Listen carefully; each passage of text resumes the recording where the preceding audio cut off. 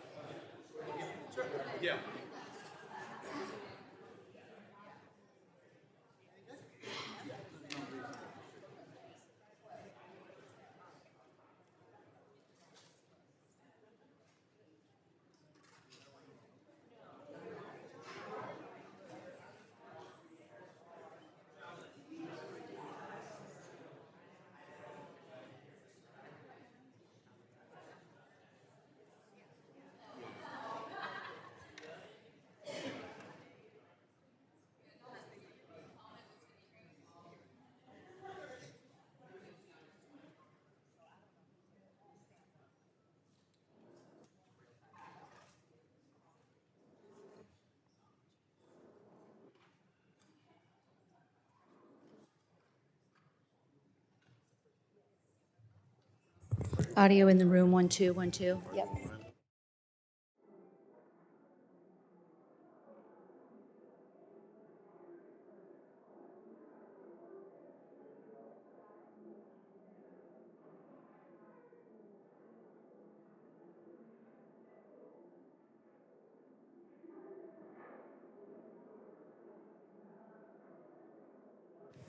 Audio test, 1, 2, 1, 2, 3, 1, 2, 3, 4, 5, 1, 2.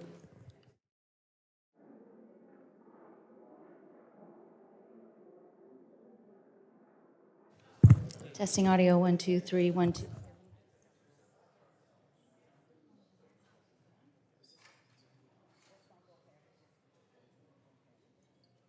Check it again for you. Check, check, 1, 2, 3, 4, 5.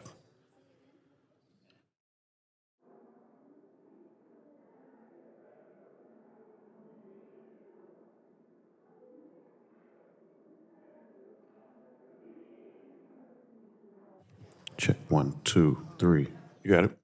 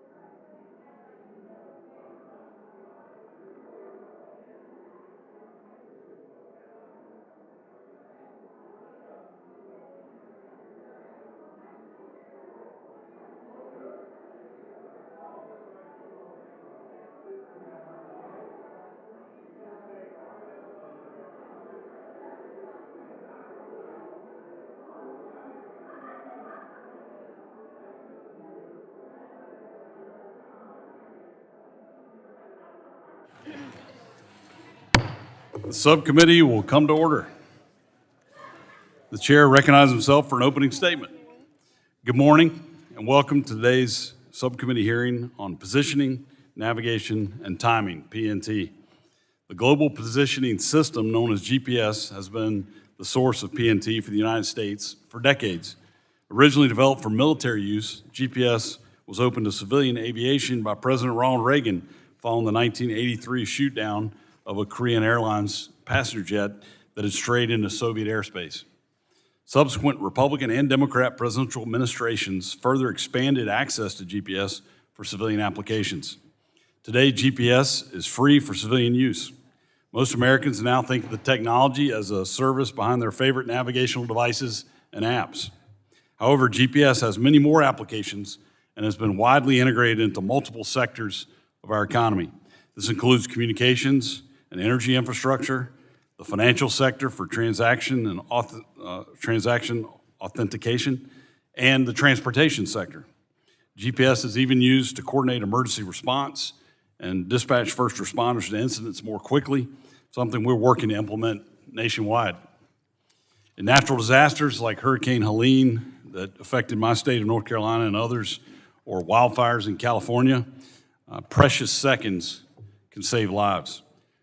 Our warfighters also continue to rely on GPS military and civilian signals. As a representative for Fort Bragg, home of Special Operations and the Airborne, I continue to hear from our military leaders about the need for more resilient PNT. The military relies on GPS for logistics like battlefield resupply and to synchronize operations.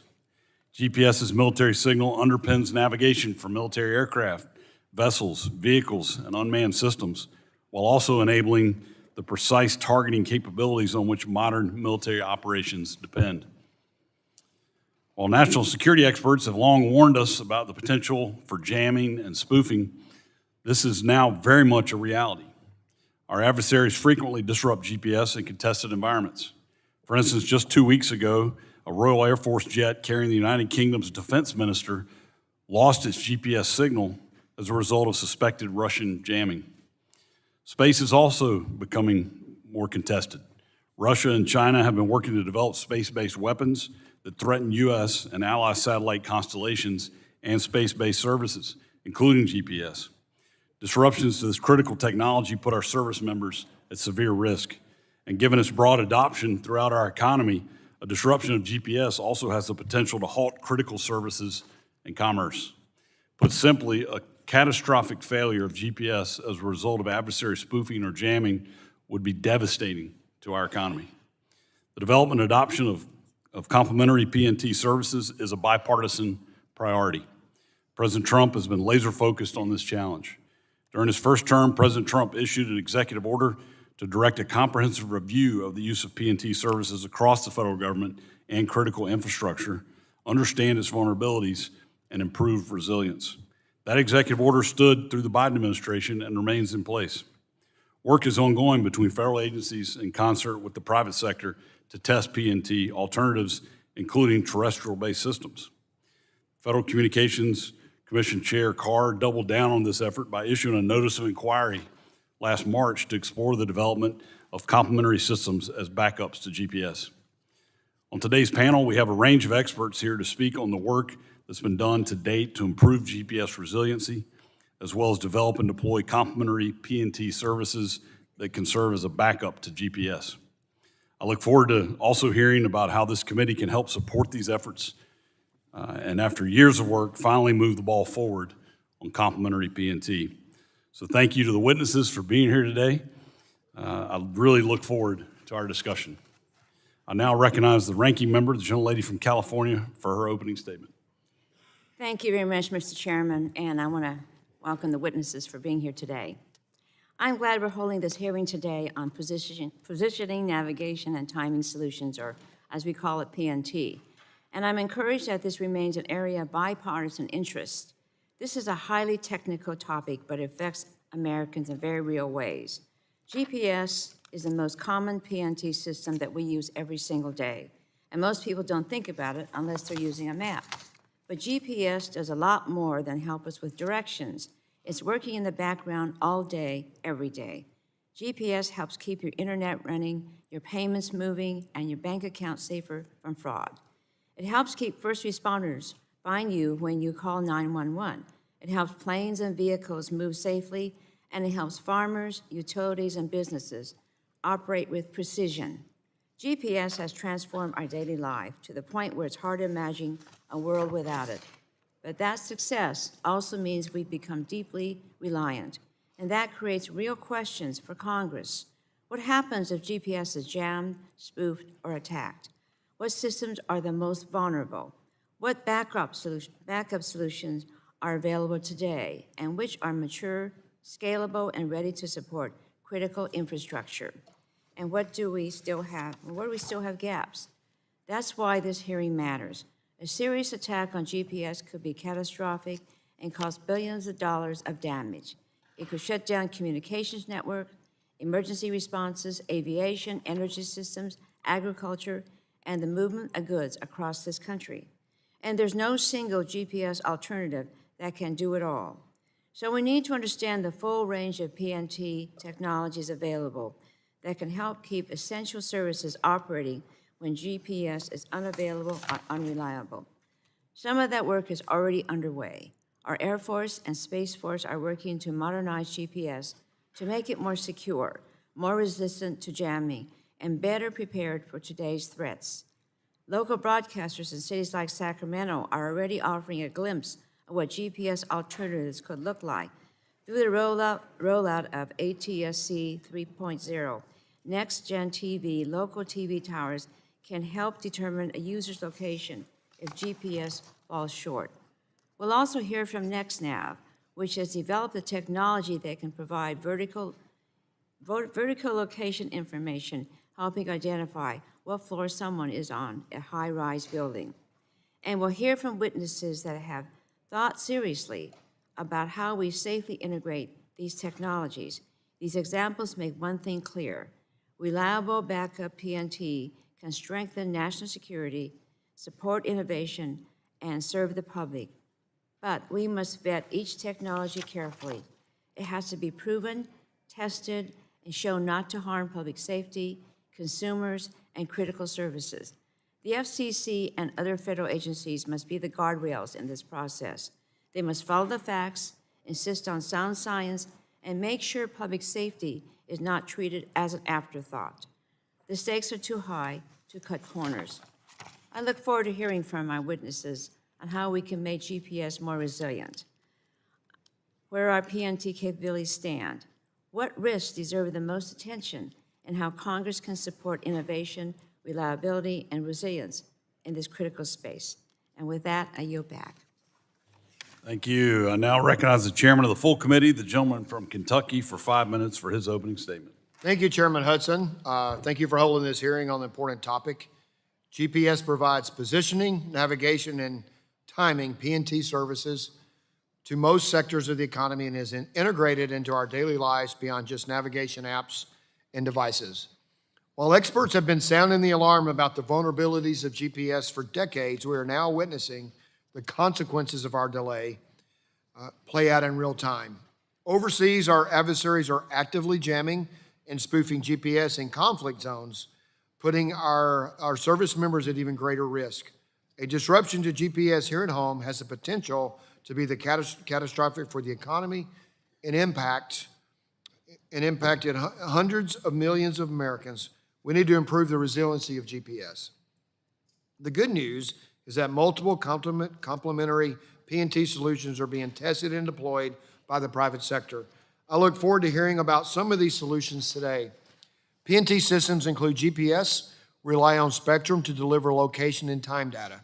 That means making sure we have the appropriate spectrum available for these solutions is critical. As the committee with jurisdiction over the FCC and NTIA, we believe that spectrum management decisions like this should continue to be made by the expert agencies working in concert with commercial and federal stakeholders through the existing mechanisms such as the Interdepartment Radio Advisory Committee, IRAC. That said, this particular issue is broader than the run-of-the-mill communication networks issues because of the far-reaching consequences for commerce in the entire U.S. economy. These are engineering problems that can and should be addressed by technical experts and worked through transparent public processes. While Congress absolutely has a role in overseeing the expert agencies and ensuring public and other stakeholder input is considered appropriately, it is important to allow existing processes to proceed without prematurely intervening in favor of certain outcomes while the public record is being developed. While the record is already well developed in many ways, I look forward to learning more today about a robust discussion. I thank all the witnesses for being here, and I yield back. Thank you. I now recognize the gentleman from New Jersey, the ranking member, for 5 minutes for your opening statement. Thank you, Chairman Hudson. Today, we're discussing our nation's positioning, navigation, and timing PNT technology and capabilities. And while most Americans have not heard of PNT, they're likely familiar with our primary source of PNT data and information, and that is the Global Positioning System, or GPS.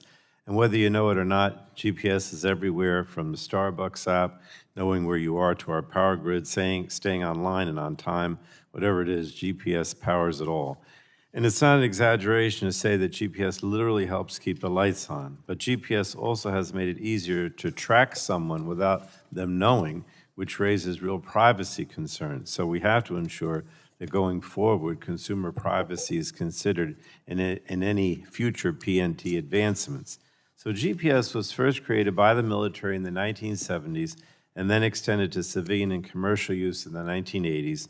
Importantly, GPS has remained a free public benefit since that time and now serves billions of users around the world. Because of this, it's not surprising that we all have GPS embedded into many of our everyday devices, including navigating our cars or ourselves from one location to another. But GPS is also crucial for ensuring our planes, trains, and trucks arrive safely and on time. And it aids in weathering monitoring, provides life-saving information to first responders, and supports our national defense system. So it's critical that we understand how GPS is faring and what mechanisms are in place to complement GPS in the event of an outage or an attack. As we know, resilient communications networks can be the difference between life and death when the unexpected strikes, and the reality is that GPS has vulnerabilities. Unfortunately, due to technical constraints, GPS has challenges providing precise location data indoors or underground. But more concerning is that we have seen our foreign adversaries, including Russia and China, increasingly interfere with GPS by jamming and spoofing the signal. When jamming occurs, the GPS signal is unable to be used because it's blocked entirely. Even more malicious, with spoofing, fake GPS signals send incorrect location and timing information to devices, leading one to believe that they're somewhere where they're not. In either case, the consequences are significant and put our national security at risk. In fact, many outage or threat to GPS could result in significant threats to public safety, economic loss, transportation service disruptions, and property and environmental damage. It's critical that we understand how to both enhance the durability of GPS, and ensure there are viable alternatives to it. Building resilient and redundant communications networks is always a smart thing to do, especially given the stakes at play. It also makes sense for the Federal Communications Commission and other federal agencies to continue to evaluate potential backup technology to GPS, and these initiatives are needed as we must have a broad selection of GPS alternatives in this country, whether they operate on the ground or in space, because one solution will not work in every geographic terrain or environment. Now, that said, the FCC's review of any proposals that could complement GPS must be thorough, technically sound, and in the public interest. Given the numerous consumer benefits of GPS, any alternative PNT solutions must also put American consumers first. And therefore, I fully expect the FCC to abide by the requirements of the Communications Act and undertake a rigorous technical review of any PNT proposals it receives and ensure that they operate with the public's interest in mind. And this way, consumers can be assured that they're protected and not burdened by unexpected costs and unnecessary upgrades. So finally, while securing GPS and any alternatives to it is critical, I continue to strongly believe that these network solutions must be designed with robust consumer privacy protections in mind. Americans should not have to sacrifice their privacy for their security. And with that, Mr. Chairman, I will yield back. Thank you. Thank you. We've now concluded with member opening statements. The chair reminds members that pursuant to committee rules, all members' opening statements will be made part of the record. We'd like to thank our witnesses for being here today to testify before the subcommittee. Our witnesses will each have 5 minutes to provide an opening statement, which we will then follow with a round of questions from all the members. The witnesses here before us today are Lisa Dyer, Executive Director of the GPS Innovation Alliance, Sam Matheny, Executive Vice President for Broadcasting Positioning Systems with the National Association of Broadcasters, Miriam Saran, the Board Chair and Chief Executive Officer of NextNav, and understand today is your birthday. Yes, Mr. Chairman, it's an honor to spend my birthday here with all of you. Well, on behalf of the entire committee, we wish you a very happy birthday. Can't think of a better way to celebrate your birthday than this hearing. Thank you. Thank you. And Mr. Harold Feld, Senior Vice President of Public Knowledge, and J. David Grossman, the Vice President for Policy and Regulatory Affairs with the Consumer Technology Association. Thank you all for joining us today. Mr. Dyer, or Ms. Dyer, excuse me, you are recognized for 5 minutes for your opening statement.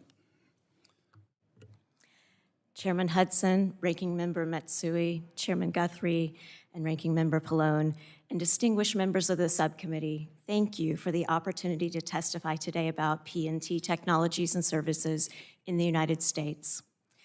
I am the Executive Director of the GPS Innovation Alliance, as the Chair just mentioned. We are a trade association for the P&T industry. Our member companies have built multi-billion-dollar businesses and business units that build and rely on GPS and P&T technologies. We also include small business entrepreneurs who are developing innovative commercial satellite systems. The timing of this hearing is fitting as our nation prepares to celebrate its 250th anniversary, and we reflect upon its many achievements. GPS represents one of America's greatest innovations. Nearly every constituent in your district relies on GPS multiple times a year, as your opening statements have said. It has also transformed the way that the military thinks strategically and acts tactically. Since becoming operational in 1995, GPS has not experienced a single system-wide outage. This unparalleled track record is a testament to American ingenuity, from the thousands of engineers who have designed and built these systems to the Space Force guardians who are operating GPS today. The GPS constellation consists of 32 satellites, 8 more than are required for the minimum 24 to provide worldwide coverage. They are radiation hardened, and they offer on-orbit resiliency in the event of an event in space. The FAA reports GPS signal availability at an impressive 99.99%. The economic benefits are substantial and far greater than the 1.4 trillion figure cited in the 2019 NIST report. While much has been written about GPS vulnerabilities, it is not uniquely vulnerable to threats. Federal law prohibits the operation, marketing, or sale of jamming equipment that interferes with any authorized radio communications. That said, as you've mentioned, localized jamming and spoofing events, which are much more than just a clever pot device in Top Gun Maverick, do real harm to the aviation and maritime industries.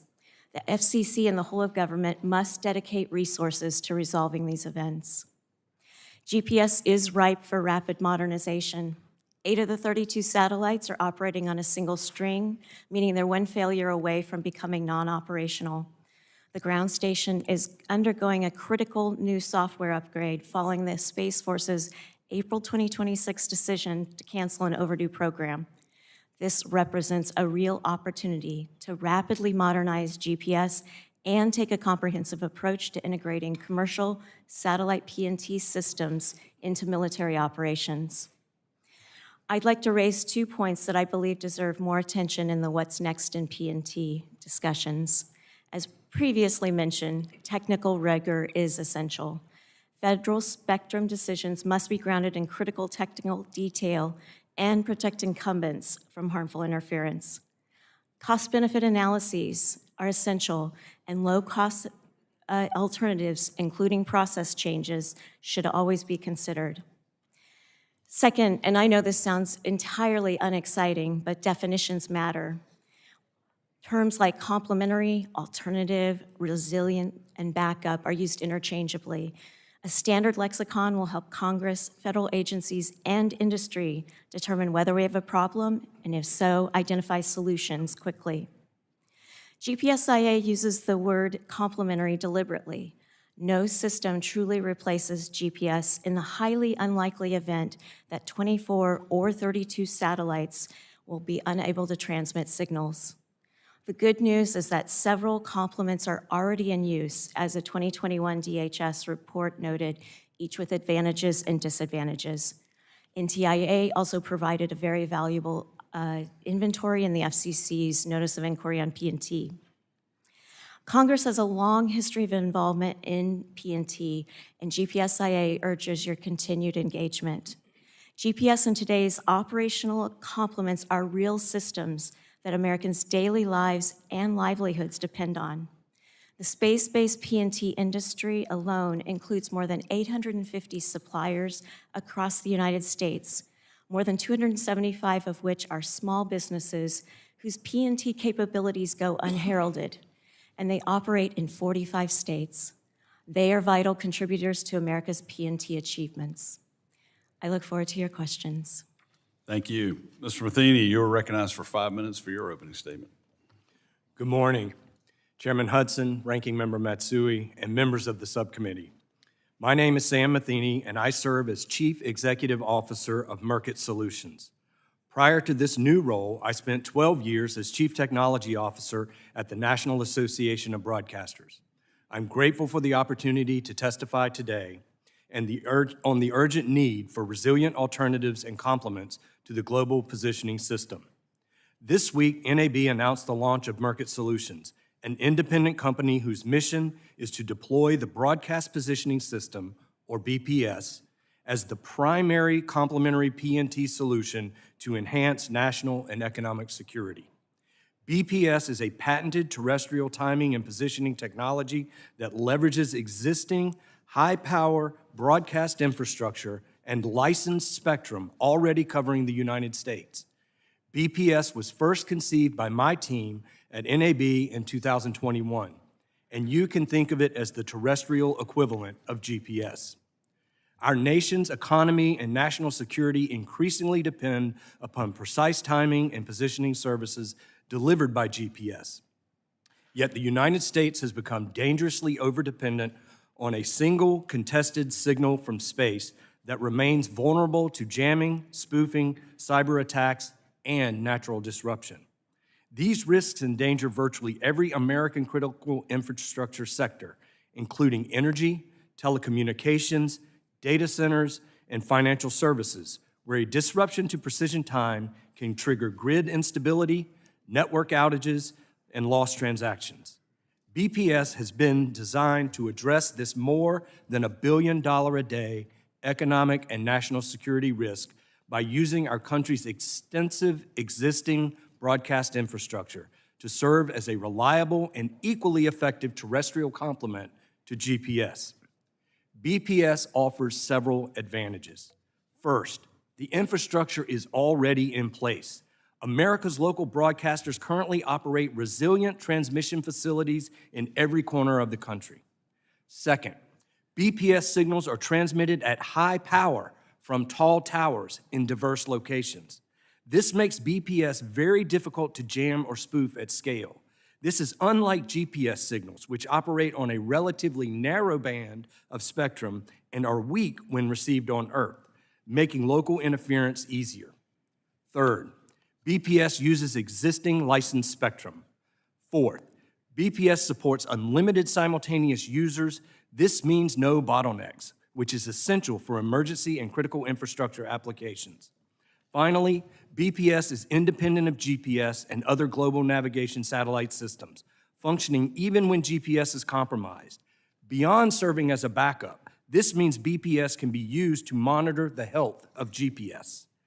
BPS has been developed in collaboration with the U.S. government and critical infrastructure industries to ensure that it can meet the need of critical infrastructure, and it has already moved beyond concept. In 2025, NIST concluded BPS time transfer is comparable to or better than GPS, making BPS a viable complementary PNT solution when GPS is unavailable.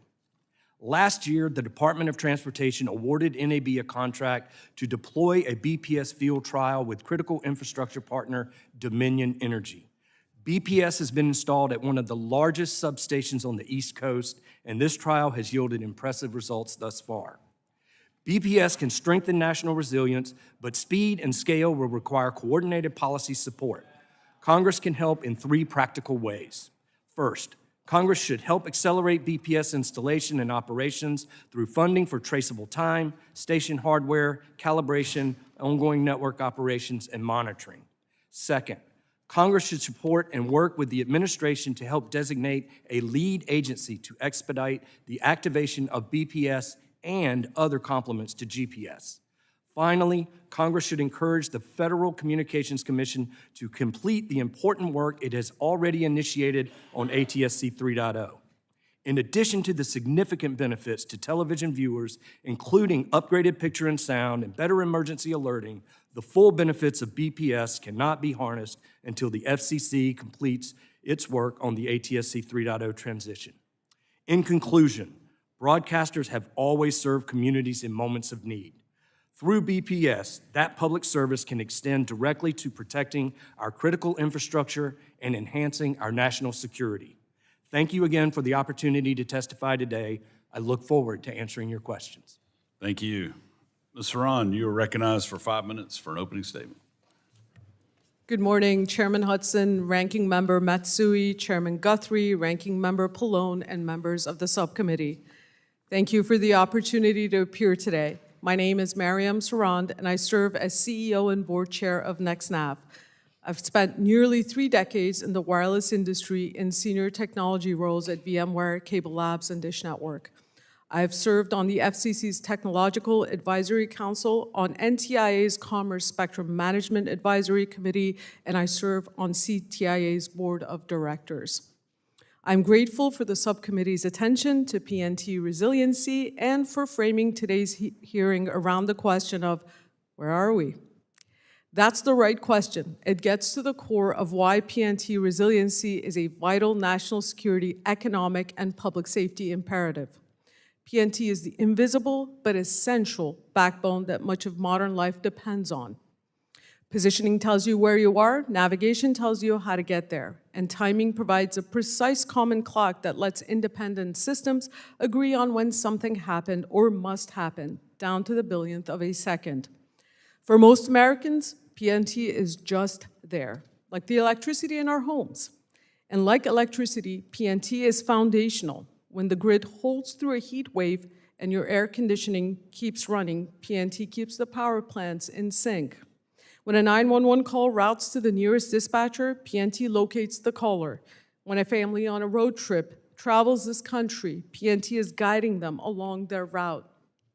Today, nearly all of that depends on one source, GPS satellites. GPS is one of the great American achievements of the last half-century, a national treasure we built and gave to the world. It is also a single point of failure. So what happens if GPS is degraded, jammed, spoofed, or attacked? That is not hypothetical. We have seen many cases of jamming and spoofing in geopolitical hotspots around the world, as well as right here in the United States. In 2022, a jamming incident shut down a runway at Dallas-Fort Worth, one of the world's busiest airports. And GPS interference has been reported in communities across the United States. China and Russia have built ground-based backups to GPS. The United States has not. But together, we can change that. Every presidential administration this century and members of Congress on both sides of the aisle have identified PNT resilience as a critical national imperative, and yet the United States still has no ground-based backups to GPS. That is a problem NextNav is helping to solve, and what we mean when we talk about PNT resiliency. NextNav is an American company that has spent 2 decades focused on strengthening America's PNT infrastructure. Public safety is in our DNA. Our Pinnacle Vertical Location Service operates in more than 4,400 U.S. cities. Today, it helps first responders locate 911 callers inside high-rises and other places where Z-axis location is critical, where seconds save lives. We're the only commercial vertical location provider serving FirstNet, which has called Z-axis a key capability. And we also serve all 3 national wireless carriers. NextNav has developed a commercially viable ground-based complement and backup to GPS, deployable in the near term on existing 5G infrastructure and at no cost to taxpayers. NextNav welcomes the engagement of every sector that depends on reliable PNT, including those who have raised potential interference concerns, because we have the shared goal of improving lives for communities across the country. Our commitment to getting this right is why we have proactively sought opportunities for joint testing with stakeholders across industries. Ultimately, we have full confidence in the FCC's engineers and technical staff to rigorously evaluate all technical questions and the evidence on the record as it continues to build PNT resilience. I am confident that through the FCC process, NextNav will demonstrate that our complement and backup to GPS can be an important part of the PNT solution for the country. We believe that many systems working together are stronger and safer than one. We welcome other technologies into the layered PNT architecture America needs, and I look forward to hearing from the other witnesses today. Congress has a vital role in ensuring that America builds a resilient PNT architecture. I appreciate the subcommittee's focus on this issue and the opportunity to discuss NextNav's role today. Thank you. I look forward to your questions. Thank you. Mr. Feld, you are recognized for 5 minutes for your opening statement. Thank you. Few people realize how much we rely on GPS in our daily lives. For example, we all know we use GPS for mapping apps, but how many know that the cell phone system itself depends on the precision timing function of GPS to function? This is just one example of the billions of dollars in commerce and social activity that rests invisibly on the free availability of GPS. GPS has become a public good. Like our national road system, like clean water and sanitation, it is essential for our daily lives. And like Wi-Fi supported by unlicensed spectrum, it has penetrated everywhere. Of course, the private sector still has a major role to play in providing alternate PNT systems and innovation around PNT uses. To take one of the oldest and most familiar examples, GPS did not load street maps onto devices in order to help people navigate. Private companies did that. Companies with critical needs, such as cell phone systems, use private PNT systems to provide supplements and backups. Redundancy is reliability. But none of this would have happened without open, reliable, and freely available GPS to act as the backbone and support. Much still depends on it, and innovation continues around it. It must remain a public good that serves the public interest. We must enhance it for the betterment of everyone, not privatize it or allow it to degrade in favor of private systems. As a public good, PNT requires proper management in the public interest. First, the U.S.'s free, publicly accessible GPS must remain the global gold standard for PNT. We must prioritize upgrading public GPS to enhance reliability, resiliency, and accuracy. All relevant federal agencies, including the military, should be directed to work together to achieve this goal. Congress must devote sufficient funding to upgrade GPS as quickly as possible. Jamming and spoofing are already realities, and we must act to address these threats now. Imagine the chaos and confusion a fleet of jamming drones could create in a crowded city, especially as part of a broader terrorist attack. Less dramatically, a failure of older satellites could throw off sensitive functions on which public safety, businesses, and consumers depend. Next, the federal government must lead a responsible, orderly transition to a more reliable, more resilient next-generation GPS. This will take time and planning, especially for any improvements that are not backward compatible with existing and deployed technology. Finally, I strongly urge consideration of incorporating privacy by design into future PNT systems. While GPS has been a tremendous boon, it has also converted virtually every mobile device into a digital spy.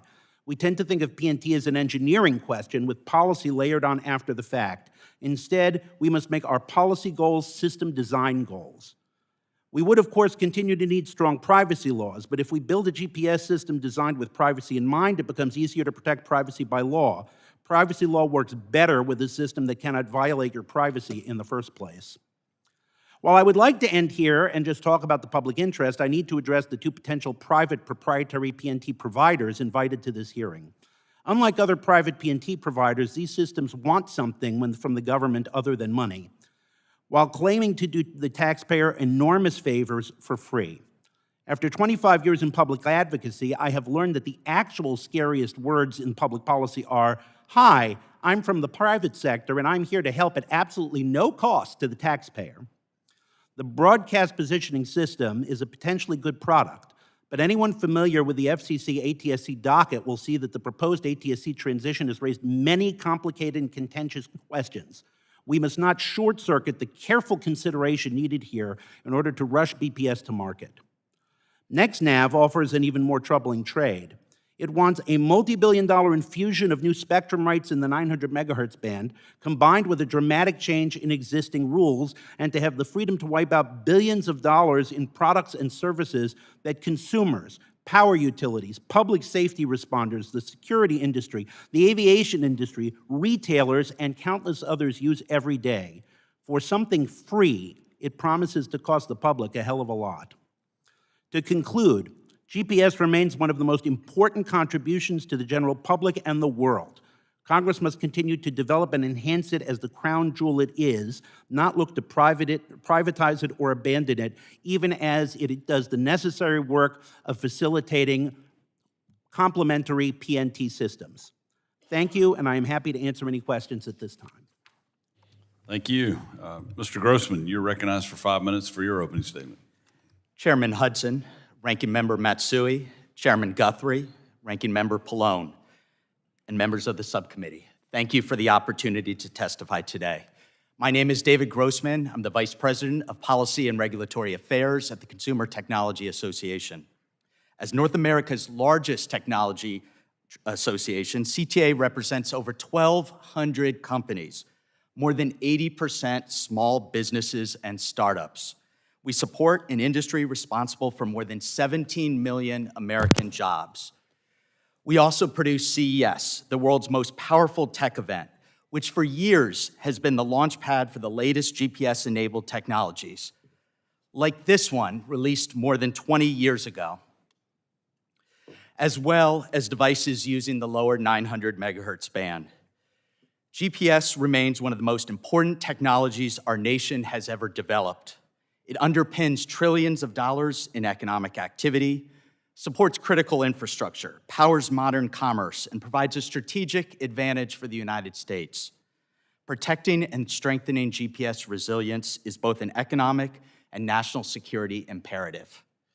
CTA today offers 3 recommendations for the subcommittee's consideration. First, Congress should strengthen GPS resilience and modernization. Successive administrations and federal agencies, including the FCC, have recognized the need for complementary and backup PNT solutions.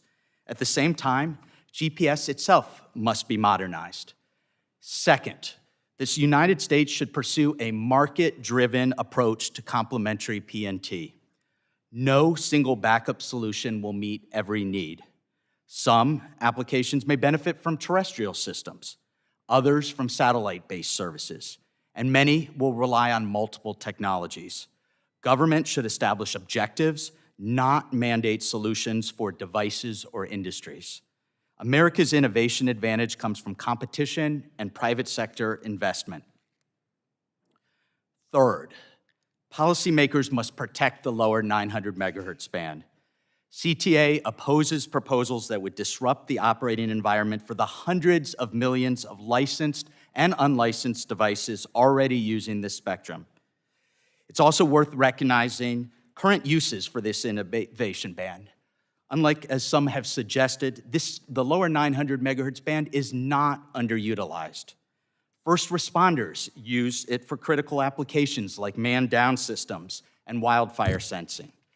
Medical alert pendants help seniors age safely at home.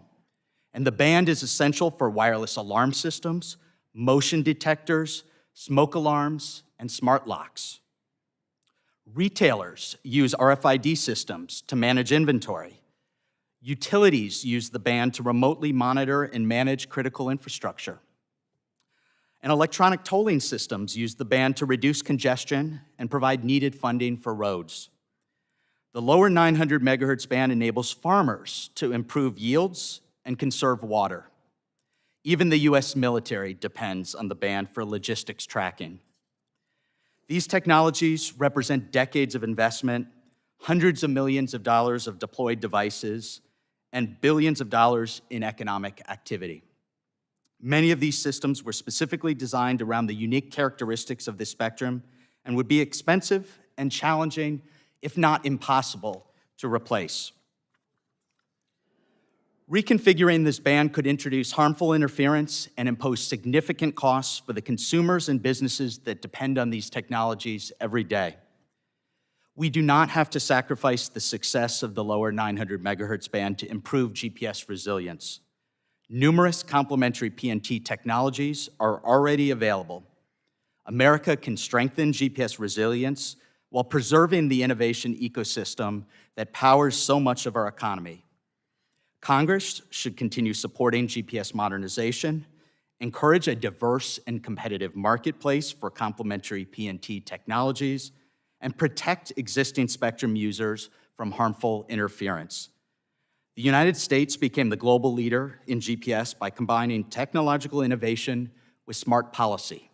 We should follow that same model today. Thank you. I look forward to your questions. Thank you. We'll now begin questioning, and I'll recognize myself for 5 minutes. Ms. Dyer, can you bring home for us, why should Americans care about complementary PNT? How would a GPS failure without backups impact your everyday American in their daily lives?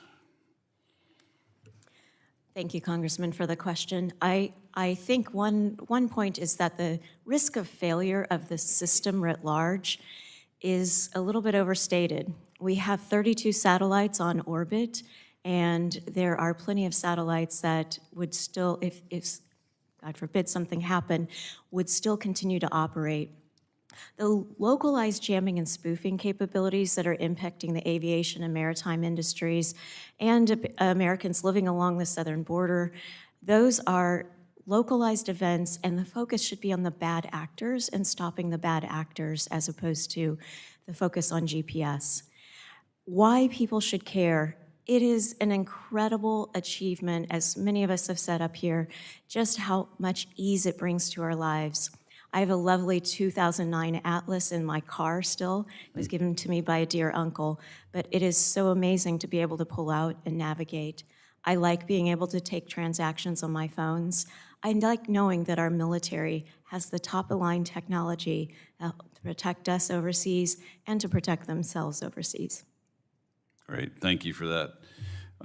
So NextNav's position before the FCC proposes reorganizing the 902 through 928 megahertz band and bifurcating it into two parts, one for unlicensed and consolidating their license into the other position.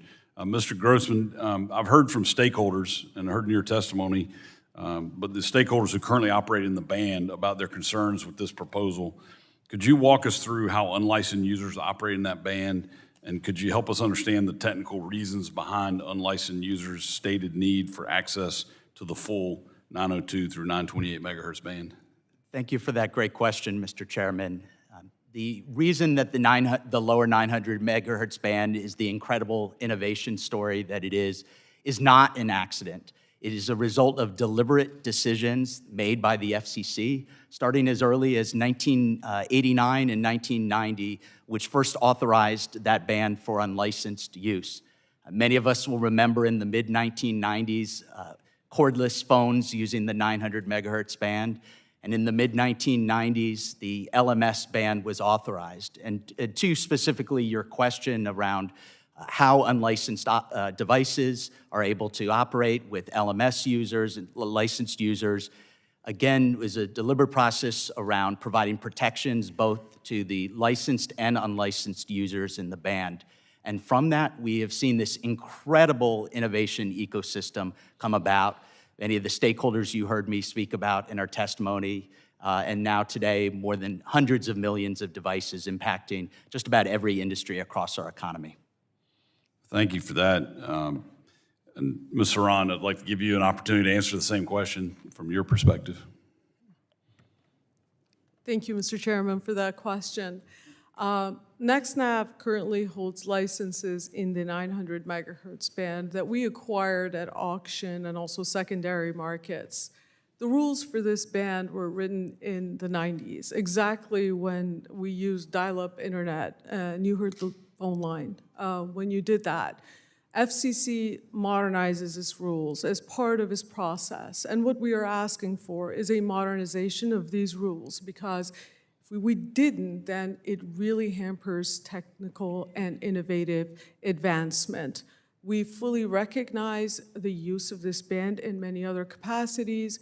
We really would like to continue to work with the FCC to address any of these concerns through their process, and we've also reached out to all the stakeholders.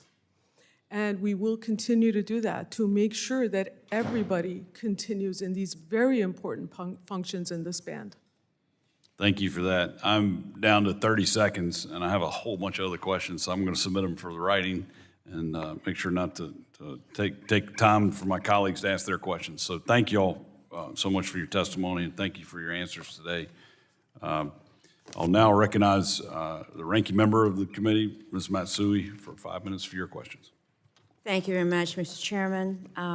Broadcast Positioning System, or as we say, BPS, is an emerging technology that could help back up GPS by using technology like ATSC 3.0. It could allow broadcast towers to help provide timing and location services when GPS is unavailable or disrupted. Sacramento was one of the first cities in Northern California to launch commercial next-gen TV, and today there are 6 systems in the region that use ATSC 3.0. Mr. Matheny, in a region like Sacramento, where flood protection and emergency response are major priorities, how could BPS help strengthen public safety and resilience? Thank you, Ranking Member Matsui. BPS is a powerful tool that can be used to strengthen emergency response by providing an alternative source of time if GPS were ever compromised. One of the things that I would call attention to is a study that was done by the Critical Infrastructure Resilience Institute on behalf of the Department of Homeland Security.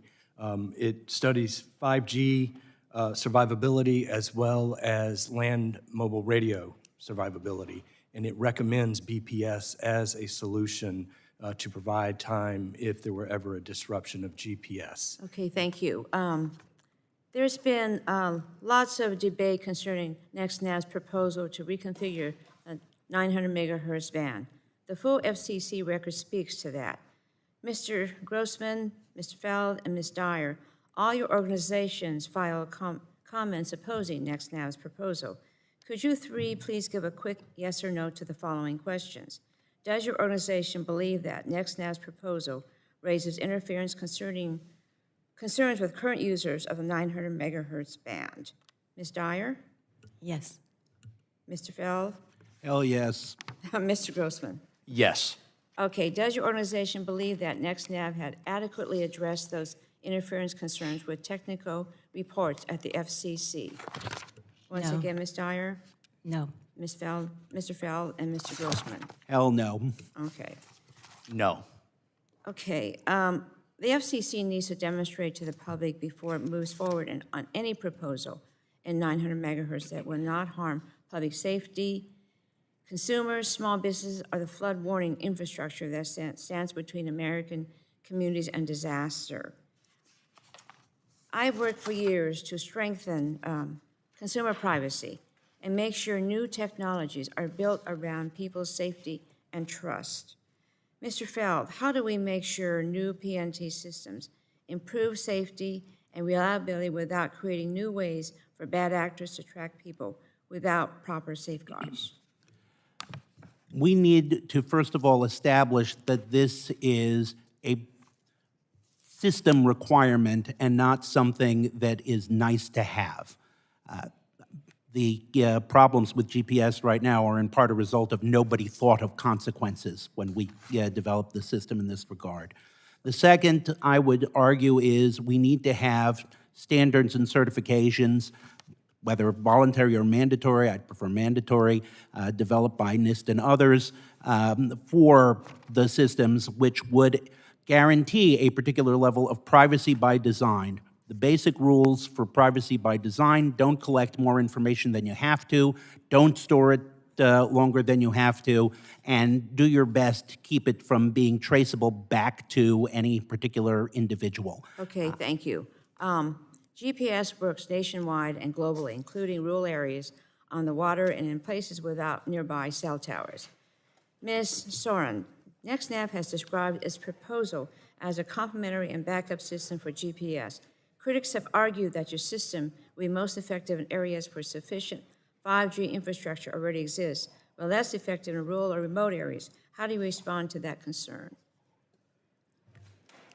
Thank you, Ranking Member, for the question. NextNav's solution is terrestrial based on the 5G footprint, which covers more than 96% of the population in the critical areas, for example, where first responders are.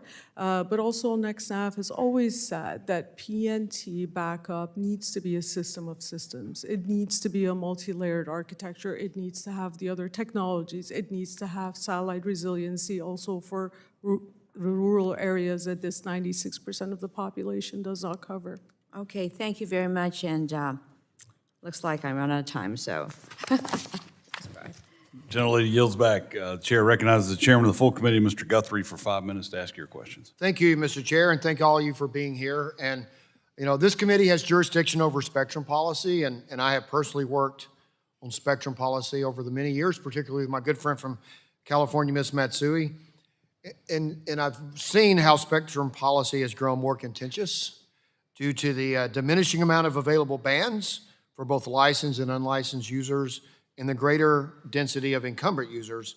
The task of allocating bands has become even more technically challenging.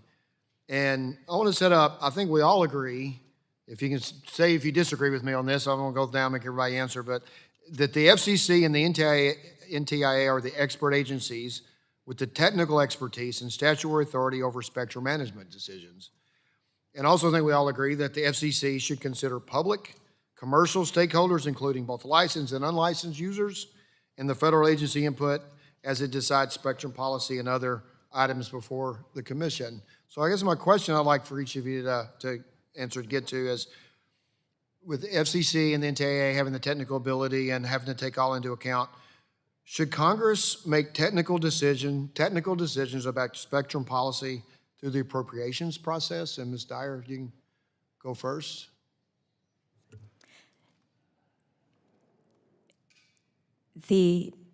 No, I will say, though, that when you fund a system like GPS through the Appropriations Committee, you are supporting the spectrum that GPS uses.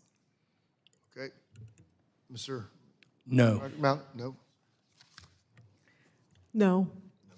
No. Chairman Guthrie, the Energy and Commerce Committee in the House has primary oversight of the FCC, and this hearing is an example of the committee's leadership on spectrum policy issues.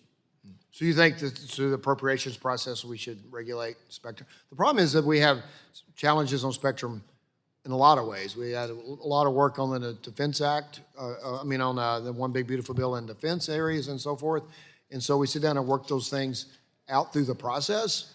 And now so my question though, do you think that should be handled through the appropriations process, or like you said, these hearings and through the technical agencies we delegated the authority to? Chairman Guthrie, spectrum policy in the House should be handled in this committee, in the House Energy and Commerce. Okay. So Mr. Grossman, I'll go to you next.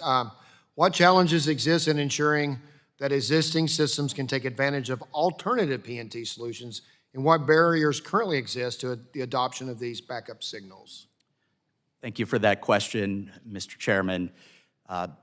By our estimate, there are anywhere in the neighborhood of 40 to 60 complementary PNT technologies, either already available or in development. My colleague, Ms. Dyer, spoke about in her testimony 17 complementary PNT solutions that are available. Our view is that there is no one-size-fits-all approach. The electric grid, and you heard that in some of the opening statements, relies on the timing portion of PNT. They are going to have specific PNT requirements that may be different than wireless networks that also use PNT, or similarly, the aviation community also relies on GPS. They're going to have different requirements. So we want to look at each of these industries and make a determination on which is the best complementary PNT approach. Okay, thanks. So that goes to Ms. Dyer. I want to, that leads right into my next question. So how can Congress be constructive in supporting the development of private sector PNT solutions without picking winners and losers? You know, we're spending a lot of time focused on one particular solution, but as my colleague just mentioned, there are numerous ones out there that have thrived because the marketplace has demanded them. There are backup systems operating in our electrical grid today. There are a number of other technologies that allow the aviation community, plus excellent training of our commercial pilots about what to do when something goes wrong with their navigation systems. So there are a lot, it's hard to understate that there's a robust commercial capability already in place in a number of ways, and that's in large part because of the commercial sector making the right moves. Companies have a lot of reputational risk and a lot of financial incentives to make sure that their customers can maintain the services that Is they're there something we need to do expecting. to help to improve this expansion, or is there just Congress stay out of the way and let the commercial market make it happen? Having hearings like this where we can uncover some of the challenges that are facing the companies as they're trying to move forward, No, uncovering I'm just the out of time, but facts and deals. hopefully we can answer what challenges are facing, how we can be helpful. So I'm out of time. I'll yield back. Thank you. Thank you, Thanks. Chairman Guthrie. Chair, and I'll recognize the ranking member of the full committee, Mr. Pallone, for 5 minutes for your questions. Thank you, Mr. Chairman. Yesterday, I spoke at a hearing on a national privacy regime that the Republicans have put together, that obviously focuses on entities collecting and using data responsibly. And while GPS has been a real benefit to our economic and national security, it was not built with privacy in mind. And in your testimony, Mr. Feld, you note that we need to, quote, bake in privacy for the next generation of PNT technology. So my question is, I have three, actually. Would passing strong, comprehensive federal data privacy legislation that implements clear rules around data minimization help ensure that privacy is designed into future PNT systems and any technological upgrades, and if so, how? It would. About a minute. It would definitely help. Part of this is if the law is clear that there's no profit in building this privacy-violating capacities into the system, then people won't. Okay. And I also stated earlier we need a broad range of PNT solutions in this country, but any solution must operate in the public's interest. So now I'm going to go to Ms. Soren. I understand NextNav has a proposal pending before the FCC for its 5G PNT solution. Does NextNav also have existing PNT services that are operational today? And if so, does NextNav's 5G solution need to operate in the same spectrum band as its existing PNT services, or could NextNav deploy this new PNT technology in spectrum band where 5G already operates today? You get that? Thank you, Ranking Member, for those very good questions. NextNav does currently operate today. In fact, our solution saves lives. In this room today, you have several chiefs and deputy chiefs from several counties, Fairfax County, Boston, in this room. That's who we work with. We work with them to understand their needs to save lives. We work with them to provide a vertical Z-axis solution that tells you what floor of a building you are, which actually you can't do with GPS because the signals don't get indoors. So you need that today, and it is being used commercially. And I spend a lot of my time listening to these firefighter stories about people who die from the entrance 40 feet away just because you can't locate them. You need to listen to their dispatches. And that's when you get passionate about what we're doing today. So that is an incredibly important aspect of what we provide. We also would like to expand that in the backup form, meaning GPS needs complements because it doesn't work well indoor, but it also needs a backup. And that's where what we call XY. So you hear a lot Z-axis, which is the vertical solution. XY is the horizontal solution. We need to extend this. So we currently operate, we own the spectrum licenses and we operate in this band. We also have a 5G system up in Santa Clara today in a very extensive coverage that we'd love to have you all see on how amazing the current new innovation is on providing you accurate both positioning in a 3D manner and timing solution. Our proposal at the FCC is to modernize our existing spectrum, and we would like to work with them and you and everyone over here to move forward on this process. Thank you. All right, then I'm going back to Mr. Feld about a minute. Why is it important that we invest in our country's PNT system to ensure that it's both resilient and redundant? And what are the consequences consumers will face if we fail to do so? Got about a minute left. As every witness here has testified, we depend on it, and we depend on it in ways we even don't know we're depending on it. Because it has been an open, freely available system, it has been plugged into everything.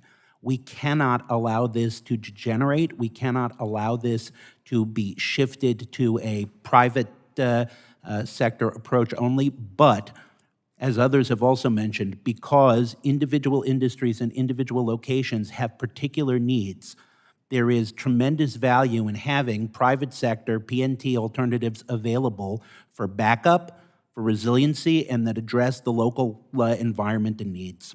All right, thank you so much. Thank you to the panel. I yield back, Mr. Chairman. Thank you. The chair now recognizes the vice chair of the committee, Mr. Allen from Georgia, for 5 minutes for your question.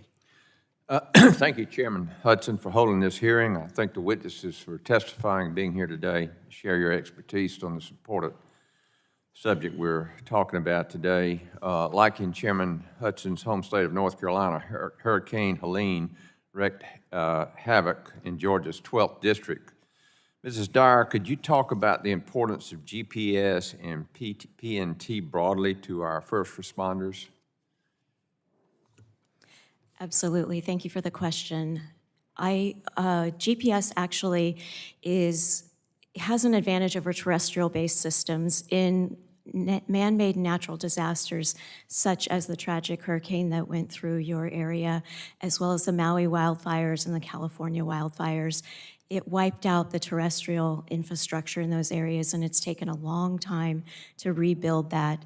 In the meantime, there are devices that people can carry that are in their pocket that allow people to connect to emergency services.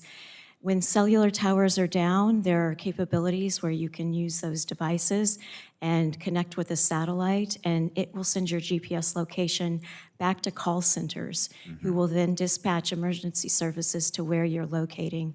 It's an incredible system that relies on satellite only and is essential, as you mentioned, during these types of incidents. Good, thank you. Mr. Feld, do you have anything to add to my question on the, talking about the importance of GPS and PNT broadly to our first responders? Anything to add there? Yes. First, we need to recognize that there are two elements of this problem. One is the consumer side, and that is where NextNav, back when it used to be Progeny, made its contribution so that cell phones can communicate the correct location to first responders. The other is for first responders themselves, especially teams that are sent to areas with which they are unfamiliar in response to national disasters will need to be able to navigate, and existing GPS may not be adequate depending upon the environment. So we need to actually look at both sides of this equation. Mr. Matheny, in your testimony, you mentioned the resiliency of broadcast infrastructure in times of emergency. Hurricane Helene devastated physical communications infrastructure. Could you speak more about how that will translate to resilience in the broadcast positioning system? Vice Chairman Allen, I'm from North Carolina originally and have experienced numerous hurricanes myself. growing up, and what I can say is that broadcast infrastructure is some of the most reliable infrastructure there is. It is built to stay on the air 24/7, 365. The facilities are hardened such that they have generator backups, and that is currently being used as a source, the backbone of the emergency alert system. What we're talking about with BPS is extending that resiliency to critical infrastructure so that cell towers can stay operational, so that power grid can stay operational, and we believe that BPS can be a major contributor to our response in weather emergencies. Thank you. Mr. Matheny, in addition to my position here on the C&T Subcommittee, I also serve on the Energy Subcommittee. Proud to represent Plant Vogtle, the first commercial nuclear reactors built in the U.S. in over 3 decades, housed in my district. Reliable power is essential for economic growth. In your testimony, you mentioned a National Institute of Standards and Technology project with Dominion Energy, ensuring our nation's electrical grids and other critical infrastructure have a reliable backup to GPS is important to our economic and national security. Can you expand on what we've learned from this pilot program and how a broadcast positioning system, or BPS, could be utilized by the energy sector?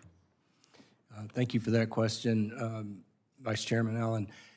So what we have learned is that the energy grid uses precision timing in a variety of ways. It uses it to time align the energy so it can actually flow across the grid and get to its destination. And it's also used in fault tolerance monitoring. Power lines are really long. If there is an issue somewhere, you need to be able to deploy that crew exactly to where the fault is. And that is one of the ways that precision time is used. BPS as an alternative system has plugged right in and can provide the same or better performance than what is provided by GPS today. Thank you very much, and I thank all of you for sharing your expertise today. And with that, Mr. Chairman, I yield back. Thank you. The chair now recognizes the very well-dressed gentlelady from New York. That's a good-looking jacket you got on there. Good choice. For 5 minutes for your questions. Good morning, and thank you, Mr. Chairman, and thank our Ranking Member Matsui for holding this important hearing, and thank you to our panel of witnesses for joining us today. Positioning, navigation, and timing, or P&T infrastructure, is an essential public utility that impacts almost every aspect of modern American life. As co-chair of the Smart Cities Caucus, I know just how critical reliable P&T data is for technology like the Internet of Things, connected medical devices, precision logistics, smart meters, and so much more. While GPS has long served as our nation's primary indispensable source of P&T for decades, we cannot ignore the growing threat of signal jamming, spoofing, severe space weather poses to this system. Building a layered and resilient terrestrial and space-based P&T architecture is a common sense imperative for both national security and consumer protection. However, as we evaluate alternative P&T proposals, we must remember that P&T has evolved into a fundamental public good. GPS is free to the public, universally accessible, and deeply embedded in vulnerable consumer networks. Any effort by the FCC to expand commercial P&T networks must be thoroughly examined to ensure it doesn't result in harmful interference, create costly subscription barriers, threaten public safety, or disrupt the existing spectrum ecosystem that powers much of our everyday lives. While it is essential that we build resilient systems, we cannot allow the urgent pursuit of technological resiliency to become an avenue for corporate giveaways that leave low-income, minority, or disconnected communities to carry the burden of unexpected costs or predatory digital redlining. Many industry stakeholders and consumer advocates have argued that if a high-power commercial P&T network is jammed into the 900 megahertz band, the potential for harmful interference is staggering and could knock out home security alarms, baby monitors, consumer medical equipment, and the electric smart meters that families use to keep their utilities running efficiently. Forcing everyday Americans to replace perfectly good devices or absorb the cost of sudden hardware upgrades is nothing short of a tech tax on working class. I believe together, Republicans and Democrats, private companies, and the public sector can come together to create a more resilient P&T architecture that does not result in harm to our national security or additional exorbitant costs to American consumers. And I look forward to working with you all to do so. Ms. Sorand, NextNav's proposal has drawn a lot of opposition from business and consumers that use devices built on the unlicensed spectrum in the 900 megahertz band, who say that adding a high-powered licensed operation into the band could be catastrophic to the coexistence framework that has enabled innovation for years. How do you assess the potential impact on the unlicensed users in the band today, and are there requirements or standards that could provide certainty and continuity without degrading unlicensed services and devices? Congresswoman, thank you for asking that very important question, and I understand your concern. NextNav currently holds and operates in these spectrum licenses. In fact, we're reducing power in one portion of it. We have demonstrated through simulations, through lab, and through field that we do not see any impact to the unlicensed operations.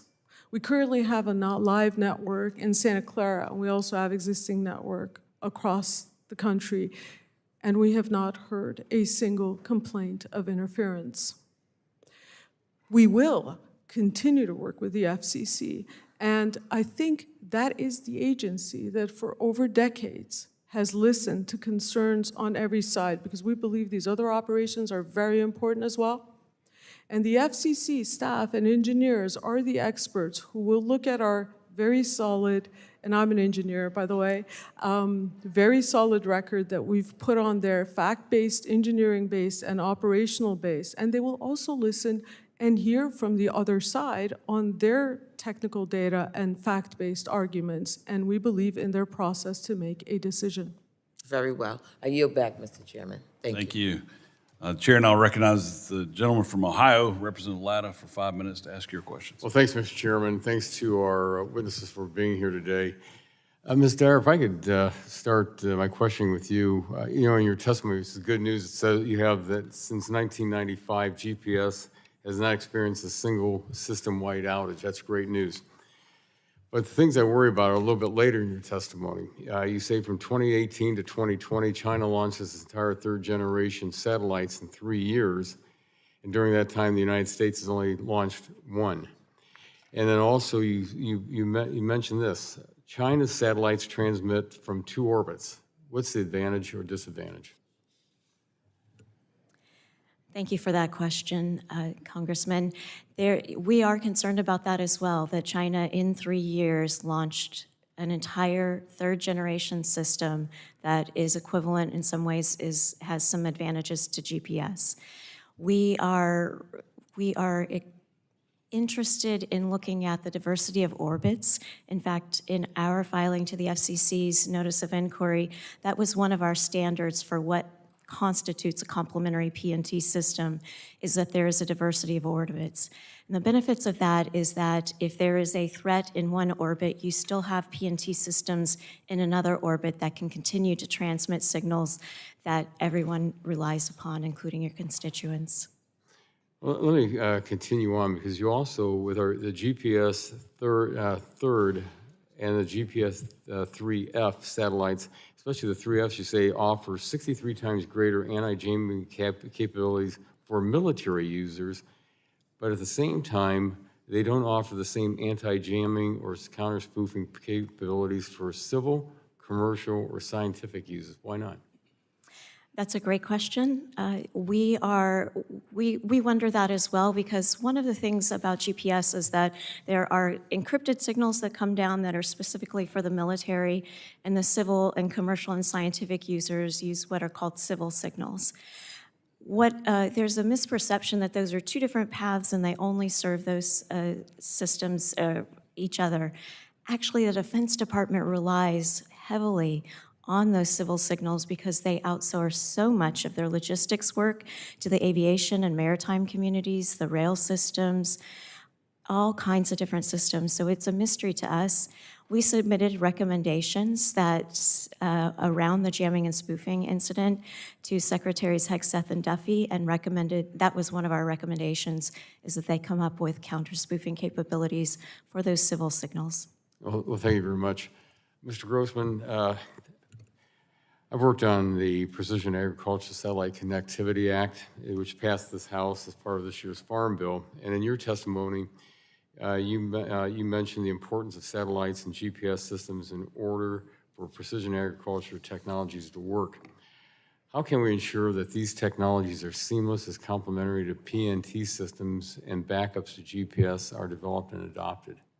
Thank you for that question, Congressman, and I know how much of a champion you've been for precision agriculture. The GPS story in agriculture is really a remarkable one. You think about, for the farmer today, a GPS-equipped tractor or combine combined with wireless connectivity can enable the tractor to run semi-autonomously and using GPS and a corrective technology, for example, like RTK, they can get down to centimeter level accuracy. And for the farmer, that means being able to, for the technology to be able to know the difference between a weed and a plant.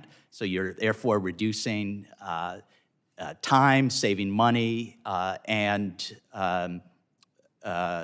those are two of the primary, and also conserving water. So clearly, when we talk about complementary PNT, it's another important use case for why we should look at an all-of-above approach. I would also point out that the agriculture community is using the lower 900 megahertz band, including iconic American companies like John Deere. So it's important, while we explore complementary PNT solutions, that we also protect that innovation band. Well, I appreciate that because, again, our farmers out there need every benefit that they can get because prices haven't been the greatest in the last several years.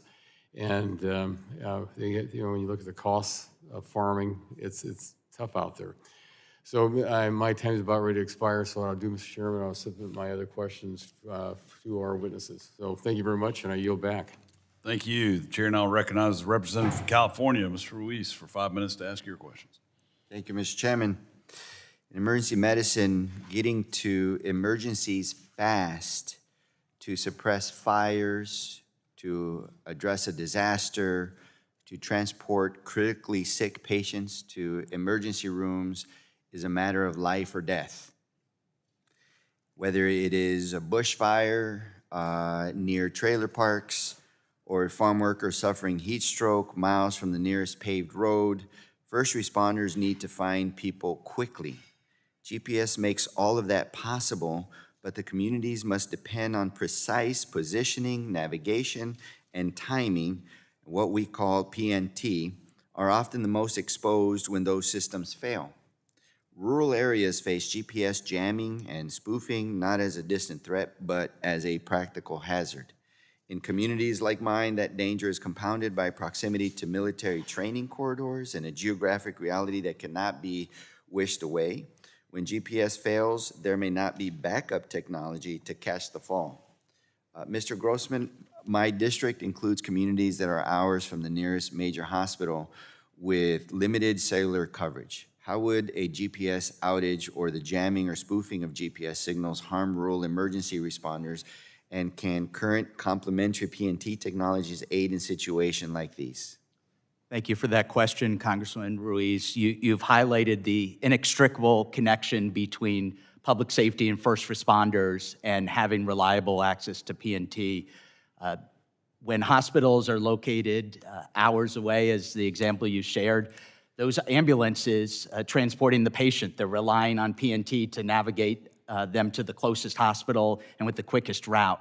Similarly, the home base for the first responders use GPS and PNT for tracking services to know exactly where that ambulance is and where to route additional emergency vehicles. I would also point out many of the largest public safety organizations have weighed in on today's hearing, including the International Association of Fire Chiefs, the International Association of Chiefs of Police, for the very reason that you've described. We need to have complementary PNT solutions, but we cannot do it to the detriment of many of the use cases relied on by first responders that are located in that lower 900 megahertz band. Thank you. For tribal nations across California's desert region and the nation, the gaps in redundant communication infrastructures are real and long-standing. Emergency dispatch, search and rescue, and energy grid management on tribal lands all depend on GPS being reliable. Ms. Dyer, tribal nations in my district manage their own emergency services and utility infrastructure on sovereign lands. How does the GPS community engage tribal governments in PNT resilience planning, and what barriers exist to deploying backup systems on tribal and rural lands specifically? Thank you, Congressman, for the question. You know, the GPS community consists of a lot of folks across the federal government as well as industry. One of the programs that's available, as I'm sure you probably know, is the Department of Energy's Tribal Nation Transmission Program that provides advice to tribal nations as they are setting up those electrical grids. I would be curious to see if their information that they provide emphasizes the importance of a resilient backup in their electric grid capabilities. If not, that's certainly something of a shortfall. It is fairly standard in every electrical grid to not only rely on GPS as a source for that timing signal, but also to implement other protocols, including one cleverly called White Rabbit Protocol, that first gets a signal, a grandmaster clock signal from GPS, and then it relies on Ethernet inside of it to help provide a backup so that they can have that.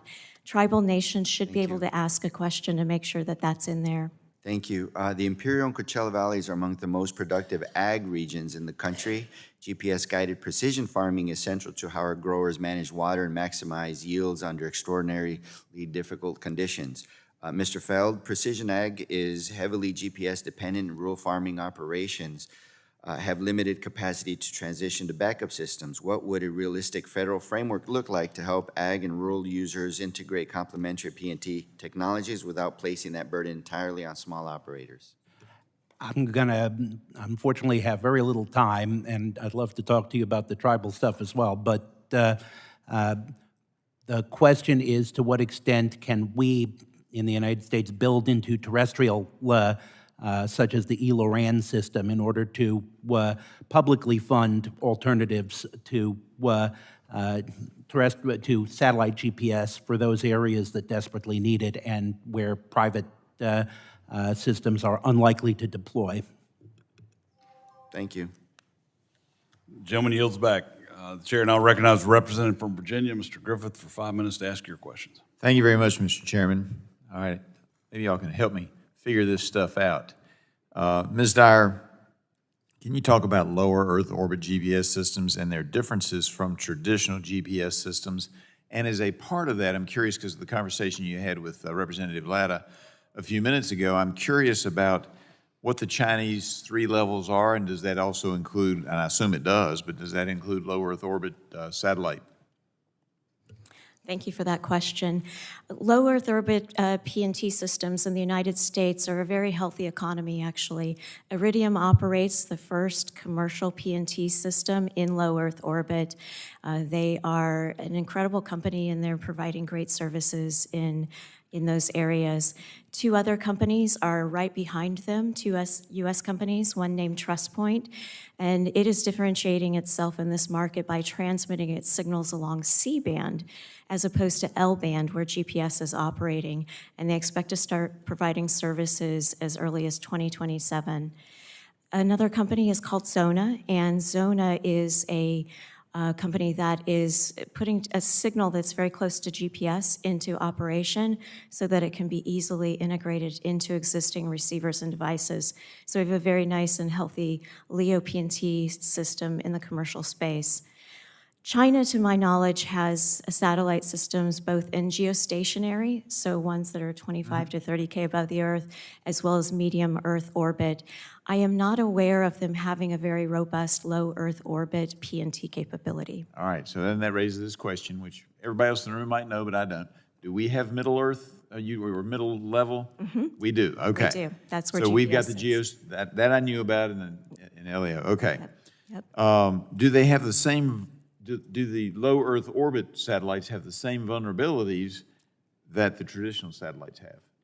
They have a different mix of vulnerabilities. One, when you're operating in low Earth orbit, the signal that comes down to the Earth is going to be higher powered purely from physics. It's closer to the Earth, so the signal won't be diluted as much. But there are instances, a lot of the orbital debris is residing in low Earth orbit in a way that it's not in medium or geostationary orbits. So it faces some different challenges. All right, thank you very much. I was intrigued with some of the discussion Ms. Soron brought up about that they're using some more high-powered 900 megahertz and below things, and that there was not interference. And that was I understood your testimony correct? That there weren't any complaints about interference. I understood that correctly, did I not? That is correct, Congressman. All right, so now I go to Mr. Grossman, because I want to get, both sides of the story. Do you have any complaints, or have you heard of complaints where they're using the higher power that people are running into problems, whether it be the medical side or something as simple as garage door openers? Congressman, yes, we have heard concerns. So the tests that NextEv refers to, there were two that I'm aware of. I've reviewed YouTube videos that the company posted on their site showing what they claim to be coexistence with RFID tags, and then another video which showed or claimed coexistence with smoke detectors and I believe one other device. These were 1 minute long videos each. We have not seen any accompanying technical data to go along with those tests. We would, our engineers of our companies would welcome You question their testing, but I guess my question would be is, have you, in those areas where they were doing testing or where they've used this, have you had any specific complaints? Well, as I understand, the tests occurred on the rooftop of a building, so they were an isolated test with specific devices. We just don't have a lot of details about the technical parameters by which those tests occurred. And I'm going to probably run out of time, but is there any way to buffer the systems so that if you're using the higher powered ones, the lower powered ones can be buffered from interference? Congressman, we're not aware of that. There have been countless technical tests submitted into the record. Ms. Soren. Yes, thank you for the opportunity to clarify. We're transmitting live. What we demo is very different. We've been transmitting live since January on 5G. We've been transmitting for decades on our regular technology. And we've not had any complaints of interference. Buffering, I got 5 seconds. Buffering? Is there any technology for buffering? The coexistence is possible today. You don't need any technologies for buffering. All right, I yield back, Mr. Chairman. Thank you very much. Thank you. Chair now recognizes the representative from Michigan, Representative Dingle, for 5 minutes to ask your questions. Thank you, Mr. Chair. And thank you to our witnesses for being here, because this is a really important subject. Positioning, navigation, and timing systems are foundational to our national security, our economic security, and critical infrastructure. GPS powers everything from aviation, emergency response, to telecommunications, the future of transportation, and much more. And as a car girl, I don't think people even have maps anymore, just as an aside.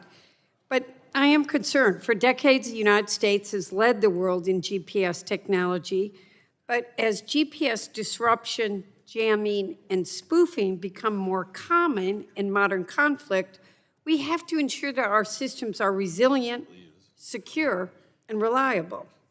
We've already seen examples of GPS interference near conflict zones in Eastern Europe and the Middle East, and experts continue to warn that our adversaries are actively developing capabilities to exploit these vulnerabilities. And I've unfortunately actually seen some of the work. It's not only a defense issue. PNT technologies are increasingly important to the future of innovation and commerce, including autonomous vehicles, connected technologies, wireless communications, and emergency response systems. We've got to lead in the deployment of resilient technologies that strengthen our national security, protect our critical infrastructure, and support economic competitiveness.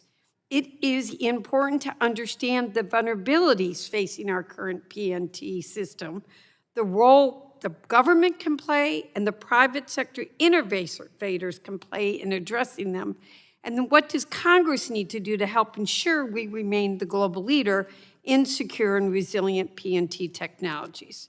So now I have a lot of questions, and I'll probably do some for the record, but let me start with you, Mr. Feld.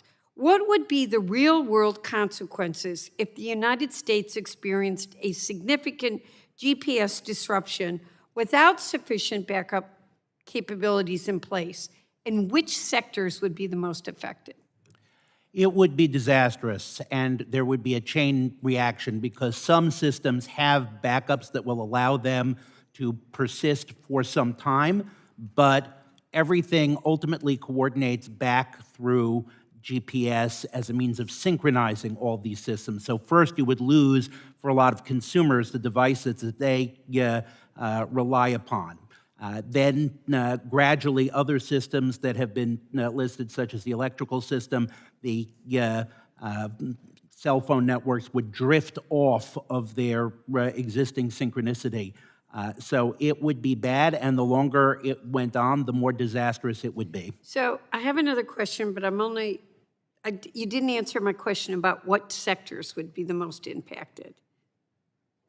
I'm sorry, because in every locality, it's going to would be depend a all great deal of who has backups and what type of backups. All right, so I'm going to ask you more specific. I'm going to go to Mr. Grossman, because I got to get this in before I run out of time. As autonomous and connected vehicle technologies continue to advance, how important are PNT systems to the future of transportation infrastructure and vehicle safety? Congresswoman, they are incredibly important to PNT. GPS, though, is just one of a number of technologies that autonomous vehicles rely on. It includes cameras, radar, LiDAR, onboard sensors, and detailed maps, all working together to navigate safely. So GPS is an important input, but it is not the sole basis for driving decisions. But at the same time, absolutely everything that you said is correct. It is another reason why we need to support complementary PNT solutions. Okay, I'm going to give you more for the record. Mr. Feld, can you walk us in 40 seconds through the different forms of backup PNT systems currently being developed or deployed, and how they would improve resilience if GPS is disrupted? So we have a couple of different buckets. Terrestrial is one that can provide powerful signals that are more resistant to jamming, particularly because NIST has developed a synchronized timing standard that you can import through fiber. So fiber connecting to towers, that's one method. There are improved satellite approaches, especially now that we're using low Earth orbit satellites in addition to the mid-Earth orbit satellites. And then there are self-contained awareness of the stuff around you. Essentially overlay a map on known physical, you know what your initial location is, and then you can use technology to tell how far you've gone and at what speed. I'm going to have you expand, but I'm out of time, so I yield back, Mr. Chairman. I have a lot of questions. Thank you. Those are good questions. Now recognize the representative from Florida, Mr. Bilirakis, for 5 minutes to ask your questions. Thank you, Mr. Chairman. I appreciate it. I've heard from countless businesses and stakeholders over the months about the need for a GPS redundant system. which everyone seems to agree is necessary for both safety and the most effective use of GPS technology. Recently, I've been working with a Tampa-based company that is developing precise positioning infrastructure for roads to support autonomous vehicles. Ultimately, their goal is to reduce crashes and save lives with the help of technology, including GPS systems. We must ensure that the potential of these public safety initiatives are top of mind as we investigate policy changes. My first question is for Mr. Grossman. How can we make sure resilient and complementary PNT are integrated into autonomous systems? Congressman, that is a great question. And, you know, as I spoke about in our testimony, it is critical when we're evaluating these complementary PNT solutions that there is no one-size-fits-all approach. Each use case is going to have different requirements. The example you referred to of the company in your district, I'm not personally familiar with them, but it sounds like one of the many examples available there. That particular technology sounds like it's focused for autonomous vehicles and transportation, and that's very exciting. But there are other complementary solutions that are going to be better suited for the military, others that might be better for agriculture, and yet others that are going to be best for aviation or for critical infrastructure sectors. So that would be the criteria in which we would recommend the Congress and you evaluate, but again, it's important that that you don't mandate any one specific technology. Thank you. Before the FCC reconfigures a ban under any FCC application, we should understand its necessity, obviously. Mr. Matheny, is the broadcast positioning system proof that we can build resilience on spectrum already allocated? Congressman Bill Reckes, yes, it is. I think that we have existing licensed spectrum. It's clean, it's clear, and this is a new application that can ride right on top of that spectrum as we deploy the next generation broadcast standard. It's also running on top of very resilient infrastructure that broadcasts at a high power and covers large geographies and stays online during times of challenging weather and other events. All right, thank you. Next question for you, Mr. Matheny. With hurricane season starting, and it has started, can you discuss the existing resilience for AM radio and how the broadcast positioning system plays into that? Again, I do believe that broadcast infrastructure has shown over the years that it is some of the most resilient infrastructure out there. It stays on the air, providing vital information to people in their times of need. And it also serves as the backbone of the emergency alert system. So it is already set up to be there in those times of disaster, and what we're able to do with BPS is to extend that, not just to provide information to people, but also to provide time to critical infrastructure so that they can stay operational as well, to keep those cell towers up and operational, to keep those power substations providing energy, to help deploy the teams to repair power lines more quickly. So there's a very significant role that BPS can play as it relates to those types of weather emergencies. All right, very good. I appreciate it very much. I'll go ahead and yield back, Mr. Chairman. Appreciate that. Chair now recognizes the representative from California, Mr. Peters, for your 5 minutes for your question. Thank you, Mr. Chairman, for calling this hearing. Position navigation and timing, or PNT technology, is critical to our way of life, as has been discussed by you all. It allows easy access to real-time location data, helping not only to operate our vehicles and find our way, but also to help operate critical national defense systems. Currently, we rely on GPS to provide PNT information to our devices via satellite. Since it was launched in the 1970s, the Department of Defense has secured, maintained, and operated GPS with assistance from the Department of Transportation. We don't have GPS redundancy technologies in place, and so foreign adversaries are we have an increasing concern about interference with GPS by interfering or spoofing with the signal.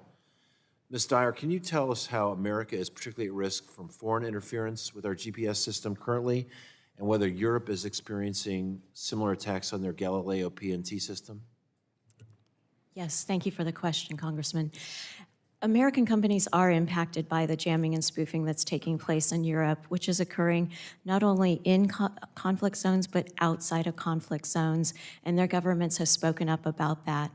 American companies, whether they are maritime or aviation companies, who are flying passengers into areas where that jamming and spoofing is being impacted, are being affected. Their aircraft are being affected.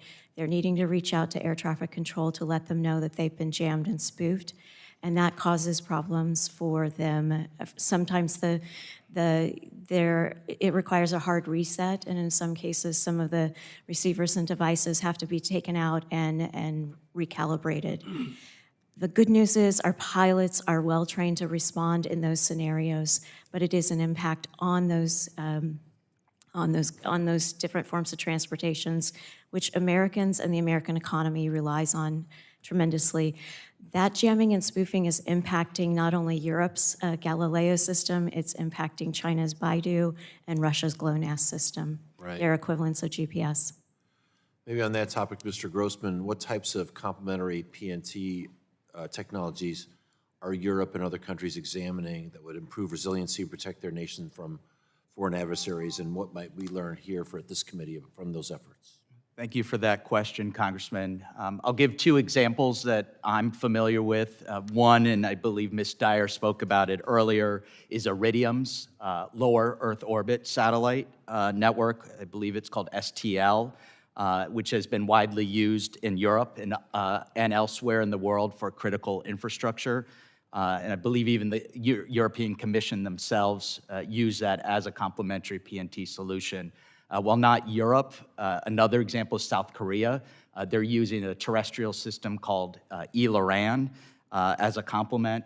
So to your question about what are some of the possible solutions, both of those are examples. We are technology neutral as an association. We're not endorsing any of one of them, but I do think they present good examples of technologies that we should look at when exploring complementary PNT.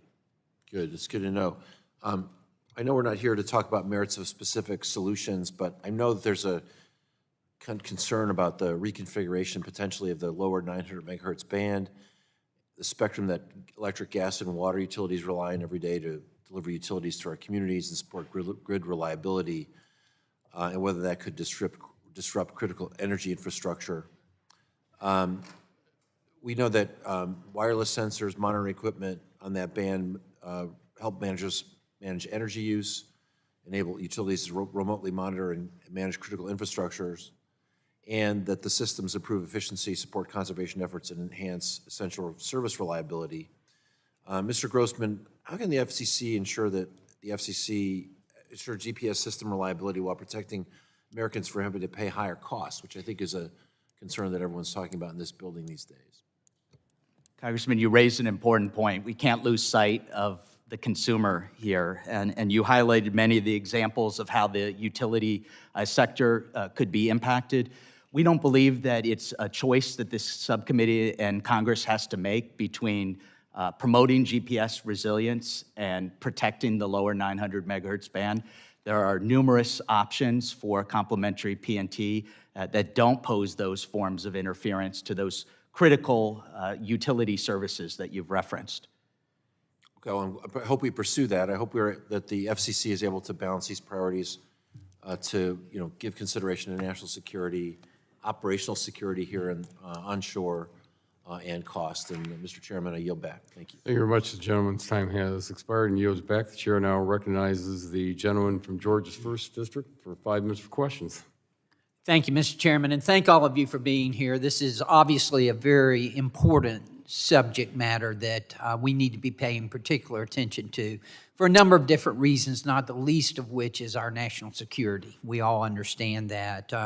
Positioning, navigation, and timing, it's more, as I say, than just a technical issue. It is an issue about national security and about our financial systems, everything, you name it, electrical grid, agricultural ports, emergency response. it touches all facets of our society and of our lives. So it's you know, we've got to make sure that the jamming, that the spoofing, the cyber threats, and the growing concerns of adversaries and the capabilities of adversaries like China and Russia are under control, and that's extremely important. That's why I believe that we need a layered approach. We need to modernize GPS. We need to protect it from interference. We need to examine complementary technologies, including terrestrial systems and broadcast positioning systems, without prematurely picking winners or forcing consumers into a rushed transition. Ms. Dyer, I want to ask you, from a national security perspective, what is the most urgent? Tell me what the most urgent PNT vulnerability Congress should be focused on right now is. What might it be? Thank you, Congressman, for the question. I believe addressing the jamming and spoofing issue is an important element. One element of that is enforcing existing laws that Congress put in place to prevent harmful interference to authorized radio communications. The FCC could use additional resources to focus on that. When a jammer was inadvertently transmitting in Westminster, Colorado, it took the FCC and the FBI 7 days to locate this jammer. It should not take them that long to shut down that type of jamming activity. The other one that I think 7 days? 7 days, yes. Gosh. The other, imagine the damage that could be done during that period of time. Absolutely, absolutely.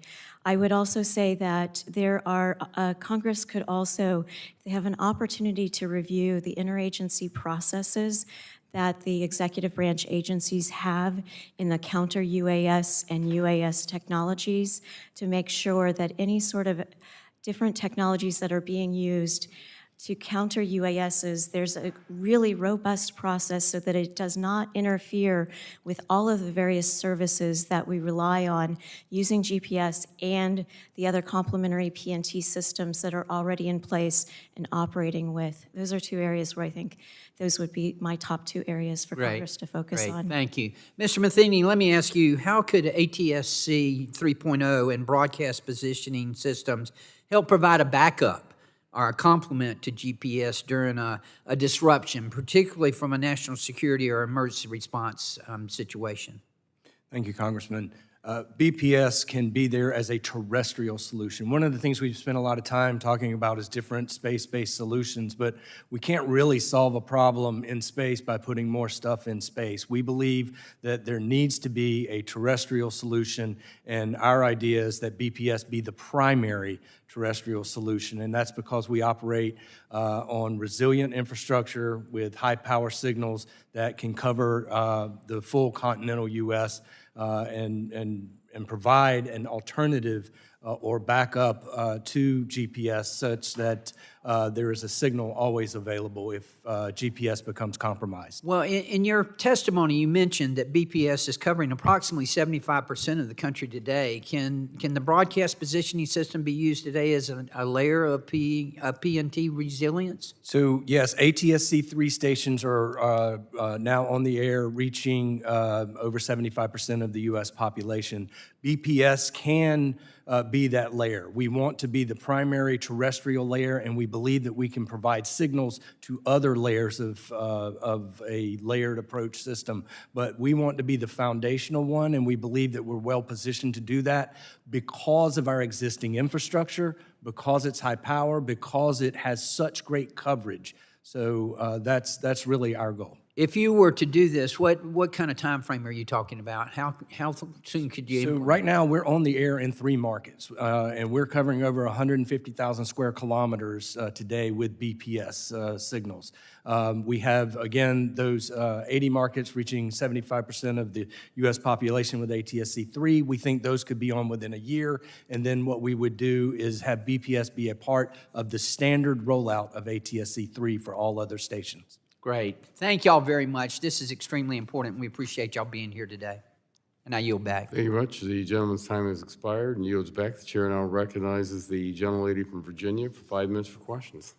Thank you, Mr. Chair and Ranking Member Matsui for holding this hearing, and to our witnesses for being here today. As the Congresswoman from Virginia's 4th District, I have to acknowledge we wouldn't be having this hearing without the pioneering work of hidden figure, mathematician, Virginia State University alumna, and Dinwiddie native, Dr. Gladys West, who passed away earlier this year.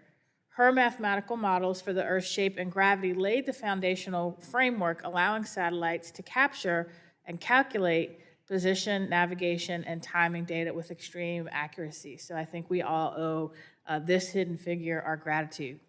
And today is the only publicly available civilian positioning, navigation, and timing solution. GPS not only provides directions and an ETA for drivers, but as we've heard, is essential to operating and supporting critical infrastructure, financial transaction authentications, air traffic control, communications network, precision agriculture, the electric grid. It literally underpins all modern technology. And as that technology has advanced, so too have malign actors' tactics to disrupt, jam, and spoof GPS signals, underscoring the need for a more resilient and redundant PNT capability. And while I appreciate the steps the federal government has taken to bolster competition in this space, which will lead to more resilient, accessible, and affordable solutions that strengthen customer protection and national security, we must ensure that the FCC, under Chairman Carr's leadership, upholds the public interest as mandated by Congress in evaluating any complements to GPS. And given the high stakes, any evaluation of PNT backups must be done in a transparent, technically sound, and fair manner. So, Mr. Feld, first responders, as we've heard, need more accurate, resilient, and secure alternatives to GPS. So what specifically should the FCC consider during its review of alternative PNT solutions to ensure first responders can locate, assess, and respond more quickly in emergency situations? I would say the FCC needs to consider the following factors. One, existence in the marketplace and speed of deployment. Is this something that's here today, or is this something that's going to take a while to actually develop standards for and deploy somehow? Two, is the issue here that of public safety navigating to places, or is this finding the individuals who are in danger? These require separate solutions. The FCC has primarily focused on one in its Next Generation 911 proceeding, but we must give consideration to how public safety can navigate successfully and rely on PNT. Three, frequency operation and how it interacts with existing deployment, particularly if there is not sufficient deployment in an area for a terrestrial solution, it's not going to work. If you're in high dense forest area, satellite may not work. These are factors that the FCC needs to consider. It needs to make sure that any approved PNTs meet the appropriate standards, and it needs to make sure that PNT systems disclose where they do not operate and what their weaknesses are. Okay.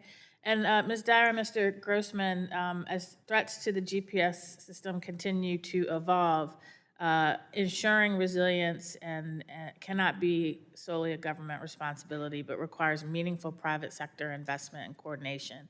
And you may need to provide fuller answers on the record, but can you discuss the investments the industry has already made to harden GPS and related PNT systems against growing cybersecurity threats, and specifically where you've seen the greatest progress in areas such as signal authentication, redundancy, anti-jamming, and where are there still gaps? Yes, thank you for that question.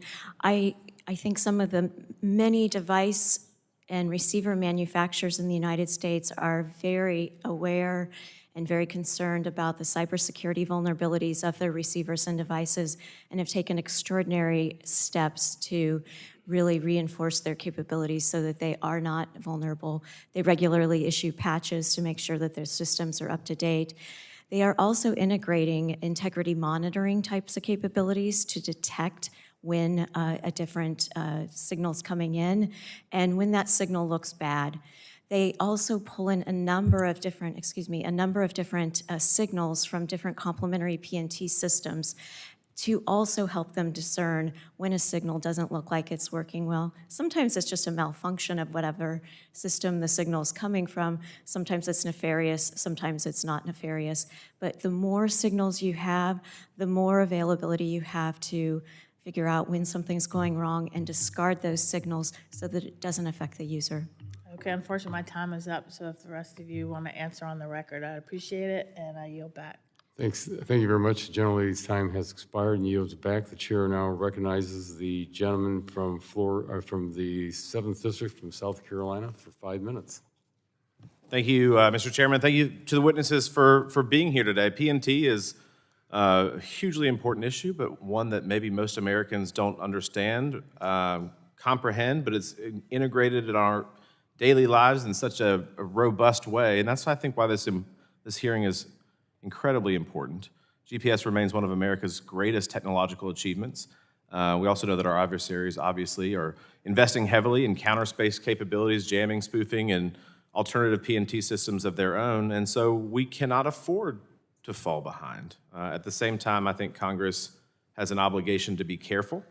We should support a more resilient, layered P&T architecture, but we don't necessarily need to pick winners and losers, disrupt existing technologies, or impose new costs on consumers, businesses, utilities, and the constituents that we represent. Ms. Dyer, your testimony notes that a robust commercial P&T industry already exists and that multiple complementary systems are either operational or being developed, including space-based and terrestrial. From your perspective, what is the most important thing Congress can do to support the development and adoption of P&T alternatives without undermining GPS or creating a one-size-fits-all mandate? There have been a few activities that Congress has already done. There is they have provided funding to an organization in Los Angeles, California, at a Space Force base called SpaceWorks. And SpaceWorks has provided seed funding to a number of different technologies in what they're calling an alt P&T challenge. So they're helping some of these small businesses, these innovative groups, to really start to develop and enhance their existing work so that they can try to bring new technologies forward to us. I think there's also a lot that can be done, as I mentioned earlier, about enforcement of existing laws. The interference with GPS and other radio communications authorized by the FCC is illegal, and so making sure that the FCC has enough resources to address the bad actors that are causing these problems is an inviolably important role that Congress can play here. Thank you for that. Ms. Soren, my understanding that NextNav currently has a pending petition before the FCC seeking a rulemaking on the lower 900 MHz band. Is that correct? Thank you, Congressman. It is correct. And I wanted to just point out. What is just curious, what is the reasoning behind the petition and why NextNav is asking the FCC for that specific band? I appreciate the question and the opportunity to tell you. We have licenses currently in the lower 900 megahertz band, so we are an existing licensee, and we're asking for modernization of those rules, something the FCC does all the time, where they have two sides, they listen to multiple sides, and have shown over decades that they make the right decision. I wanted to also acknowledge your actually, what you mentioned about national security, which is where I would like to point out to you, Admiral Mike Rogers, former NSA director and head of Cyber Command, summed it up really well, saying U.S. needs a ground-based backup that leverages existing infrastructure to provide the speed and scale the problem requires. And maybe we do. Forgive my ignorance. I'm just trying to make sure that I understand this, because I think the sheer amount of opposition that you have is alarming. You know, we walk into this hearing, and there's a ton of organizations, entities, everything from utilities to small companies that say that this is too much. So why is it that carving this lane out of exclusivity would be appropriate, and that these other companies or these other utilities, if you will, are wrong? Why are they wrong?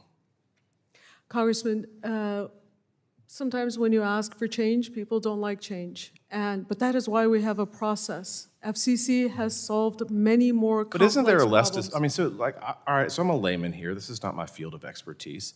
But if I am a road and I'm, say, the South Carolina Department of Transportation, and I've got a few options, right? I can plow through somebody's neighborhood or I can go around it. So why could we not do something else that's less disruptive? We could have everyone coexist with their very important operations. You do not have to choose in between them. That's why the FCC will make sure not only we have solid multi-layer PNT resiliencies, but these other very important operations continue to coexist. We must trust their engineers and staff. They will be able to figure it out. They have done it for decades over much more complex, much higher level opposition than what we have faced. I fully trust their process. I look forward to learning more because it, obviously, we're running out of time, but would certainly welcome the opportunity to speak with you about how we could do that. Thank you so much, Mr. Chairman. I yield back. Thank you very much. The gentleman's time has expired and yields back. The chair now recognizes the gentleman from New Jersey's 8th District. 5 minutes for questions. Thank you, Chairman. GPS underpins almost all the critical systems we use to keep our communities safe, connected, and moving. New Jersey's 8th District, this is mission critical. Our district includes Newark Airport, NJ Transit, PATH, ports, and major highways, tunnels, and bridges. Families and businesses rely on this infrastructure every day, and it all requires a secure, reliable GPS system to function. That is why resilient and reliable PNT alternatives to GPS are so important. Any GPS disruption could threaten safety, slow commerce, and raise costs for American families. Communities like ours can't afford a single point of failure for systems that protect lives, move goods, and keep essential services running. Mr. Feld, just briefly, what risks do districts like ours face if GPS is disrupted, and why are backup GPS capabilities so important for supporting transportation, emergency response, and communication systems? Critical functions at the consumer level, everybody driving around using their apps, to banking and electricity would be disrupted. This makes the need for backup systems critical as well. I appreciate that. Investing in resilient PNT is critical, but as we explore viable GPS backups, we must ensure we are not solving one problem while creating new ones for the essential services our constituents rely on. That is especially true for systems operating in the lower 900 megahertz band, including tolling technologies used across the country. In New Jersey, tolling revenue supports the infrastructure families rely on by helping to maintain the roads, bridges, and other critical infrastructure projects that keep our communities moving. If tolling is disrupted, commuters could face congestion and added costs, and our community could experience significant losses in revenue needed to support our transportation systems. Mr. Grossman, just briefly, what would harmful interference in the lower 900 megahertz band mean for commuters and port operations in New Jersey? Congressman, it would be devastating. I've seen estimates anywhere from at least $5 billion to $7.2 billion to RFID systems that are utilized throughout ports and throughout the logistics process. Appreciate that. And Mr. Feld, as the government considers alternatives to GPS, how should policymakers ensure that efforts to enhance PNT resiliency also serve the public interest by protecting critical systems Americans rely on? As an initial matter, we need to preserve rules that NextNav has asked to have eliminated, which prohibit interference with these unlicensed devices in the lower 700 and require them to demonstrate before turning on their system that it will not create unacceptable levels of interference. This is not a modernization of rules. This is a land grab, and we must prevent it. Can you speak more about the land grab concept? Critique, I should say, briefly. Mr. Feld. I'm sorry? Can you speak more about the land grab critique briefly? Yes. First, they want vastly increased spectrum access rights that would be valued at billions of dollars if they needed to buy it at auction. They do not offer any public interest obligations in exchange. I don't require that we get paid in cash, but we should get something back for use of the public airwaves. Second, they are required right now by rules not to, that devices that meet safe harbors are not considered points of interference with their licensed service. They are structured to operate at low power. They are not allowed to activate a system. Thank you. I appreciate it. I wish I had more time. Mr. Ron, has NextNav's current core portfolio of assets changed significantly since November 2024? Just yes or no? I'm sorry, can you repeat Your core that question? portfolio of assets, has it changed significantly since November 2024? Just yes or no? It's the same, has your portfolio of assets changed? We have acquired more spectrum through secondary auction, secondary markets. Our existing spectrum was through existing licenses, and we acquired more spectrum through secondary markets. Generally the same pool of assets since November 2024, because prior to Trump's election, November 2024, NextNav stock was trading well below its current 52-week low. But in the lead up to the election and after, NextNav stock saw a significant jump. Brendan Carr in Project 2025 discusses the importance of FCC taking a more aggressive approach to GPS resilience, and now Carr is in a position to pick winners and losers through petitions at the FCC. And despite concerns from all of the other witnesses here today and several members of Congress regarding NextNav's pending proposal before the FCC, NextNav stock is currently trading near its 52-week high. So it seems the market is responding favorably to the potential success of NextNav's proposal. Is that fair to say? Congressman, NextNav has put a vision forward 3 years ago, and that vision is a solid PNT backup and complement to GPS. Our path and mission is very clear to the market. But 3 years ago, the stock was trading at a fundamentally different place, about a third of the current value that it's currently trading at. So it seems that there's different market sentiment than 3 years ago, and I think it's in connection with Brendan Carr now being the chair of the FCC. With that, I yield back. The gentleman's time has expired and yields back. The chair now recognizes the gentlelady from Indiana's 9th District for 5 minutes for questions.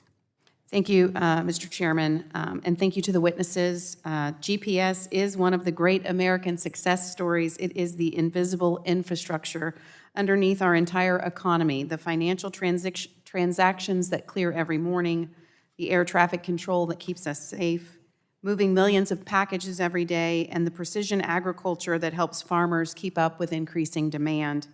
I also remember a time before GPS, and the amount of improvement to daily life that it provides is substantial. But the last piece about precision agriculture is personal for me. Back in the Indiana State Senate, I worked to get broadband access to the unserved corners of the state of Indiana, and I'm still working on that today. I appreciate the support for the Data Bridge Act, Ms. Dyer. And as I've worked to connect rural Indiana, one thing that has become impossible to miss is that the same farmers we're trying to get online are already completely dependent upon GPS, and right now that signal has no backup. As GPS outages cost our economy more than $1 billion a day, a 30-day disruption during planting season could run past $45 billion. This is at risk every day that we continue to rely on this single point. Now, I do want us to be clear-eyed about the right way to address it. The federal government's record on building big, complicated technology programs on time and on budget does not inspire a lot of confidence. The good news is that the private sector is not standing still. American companies are already fielding complementary position, navigation, and timing systems in low Earth orbit over broadcast infrastructure and across 5G networks. So the question for Congress is not which company wins. How do we get out of the way and let companies compete and make sure we enforce rules that are already present? My first question is for Mr. Matheny. What are the risks if the United States does not diversify beyond GPS? Thank you for the question, Congresswoman. The risks are severe, and they touch everything from our energy grid to our cellular communications to data centers, but also first responders and, as you mentioned, our agriculture. In 2024, there was a solar storm. Lots of people took lots of pictures of the beautiful aurora borealis, but what got less attention was the fact that there was an edict that was put out that said, hey, let's put a pause on planting right now. And so planting was paused for 2 to 3 days because there was concern about the ability for precision agriculture. Yeah. And so with BPS as an alternative system, you would have the ability to withstand something like that in the future. Thank you. And Mr. Grossman, you made a point that DOT has studied this issue for years and concluded there is no single system that meets every need. Could you walk us through the trade-offs that Congress should consider before favoring any one technology or spectrum approach over others? Thank you for that question, Congresswoman. You really have to look at it on a per-use case basis. So whether you're talking about the aviation industry and what they need for complementary PNT is going to be different than what the agriculture community and farmers need, just as it'll be different for critical infrastructure providers like the electric grid and wireless networks. So that would be my recommendation for how the Congress should approach it. Thank you. I mentioned in my opening that farmers were working to connect with broadband are at the same time some of the most GPS-dependent users in the country. They also happen to be the furthest from the dense terrestrial infrastructure many of these complementary systems rely on. Ms. Dyer, which complementary PNT technologies can realistically reach these rural areas? What can Congress do to help bring those solutions along? Absolutely. The best examples that I can think of are in space, and that would be 3 companies. They're small businesses, Iridium, Zona, and TrustPoint, that are developing their systems right now. That's the advantage of space. It can reach those rural areas and get them what they need. There's a lot of great work that's going on there, and encouraging their work it would be really valuable. Thank you. Well, this is one of those issues that doesn't make headlines until it fails. On that day, it's going to be too late for us to start. So we have built an economy, a transportation system, our national defense that all lean on this single signal with no backup. The good news is that American innovators and companies are ready to step up if we give them room to compete. I want to make sure that we do that before a crisis forces our hand. I want to thank the witnesses for your input, and I yield back. Well, thank you very much. The gentleman yields back the balance for your time, and the chair now recognizes the gentleman from Ohio's 1st District for 5 minutes for questions. Thank you, Mr. Chair, and thank you all for being here and answering questions for us. This is obviously hugely important. I'm a big movie guy, and there's so many movies where the plot really is something apocalyptic happens because of a data hack, right? There's the genre of movies where it's like, some sort of virus and that kind of thing, but the data hacks are the ones that terrify me. I mean, I still watch them. They're so good, but they, the one I was thinking about the other day was the Leave the World Behind. It's a Julia Roberts. Yeah, it's a good one. Do you know they're not making a second one? I thought they were going to make a second one. Anyways, point is, there's this catastrophic cyber attack, and there's a scene. It's not funny because there's a scene where all the cars are just like heading in one direction, and then they keep crashing into each other, and you realize very quickly this could happen. Right? So, and because we're all so online and we're plugged in and we got all the technology, and so it's not so far-fetched that these events could take place, and that's why we're having hearings like this. That's why we invest in the redundancy and so on and so forth. So I want to ask Ms. Dyer and then Matheny, how important is the redundancy piece here and these investments? I mean, how would you describe the importance of getting this right? I don't think I can understate the importance of getting this right. I think there's a lot that GPS offers. A single system serves military, civil, commercial, and scientific users. What a tremendous investment in the U.S. Congress to doing that. And the redundancy, having layer upon layer, I can't imagine the American people saying there's too much redundancy, right, on these things.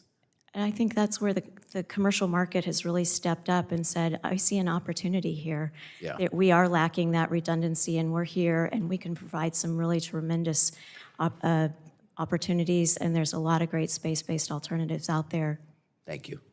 And I would add to that we really do need a terrestrial component to it, and that's going to be very important because when you talk about layers upon layers upon layers, we need a terrestrial component because it provides a very reliable, high-power signal that can deliver the timing that is needed, because those cybersecurity issues, you've got authentications, you've got encryption protocols, you've got all sorts of time synchronization servers, routers, cloud systems that need precision time to operate. And so with BPS, we can offer a reliable system. And the challenge, as I understand it, is, it could interfere, these things can interfere with all kinds of different aspects of our lives as we're adding more and more. And the next nav piece is, that's the big question. But the answer is that we do have this, the FCC comes in and they can look at all of it and say, there's no interference here, there's some interference here, and then we problem solve that interference. Is that a fair assessment?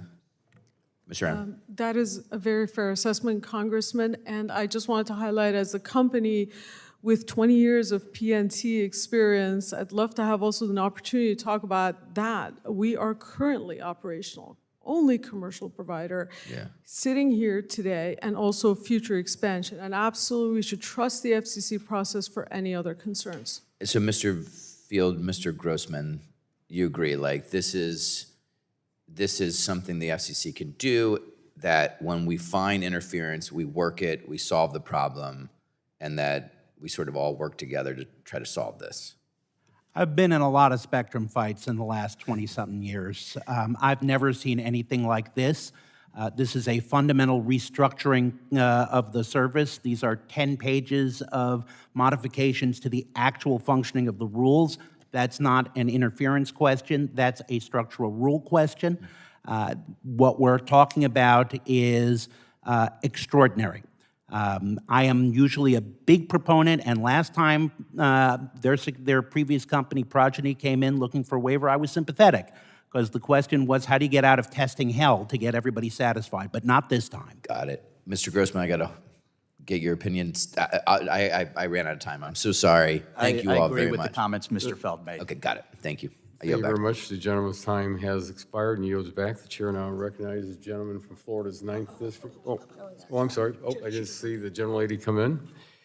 The chair now recognizes the at-large member, the gentlelady from North Dakota, for 5 minutes for questions. Sorry. Good afternoon, everyone. Thank you for being here and focusing on such an important discussion today. And it's such an important issue. I'm curious to address some things that I feel like, at least in the time that I've been able to be here, I wasn't able to hear a lot about, or enough discussion compared to what I think we should be in terms of exploring all available options.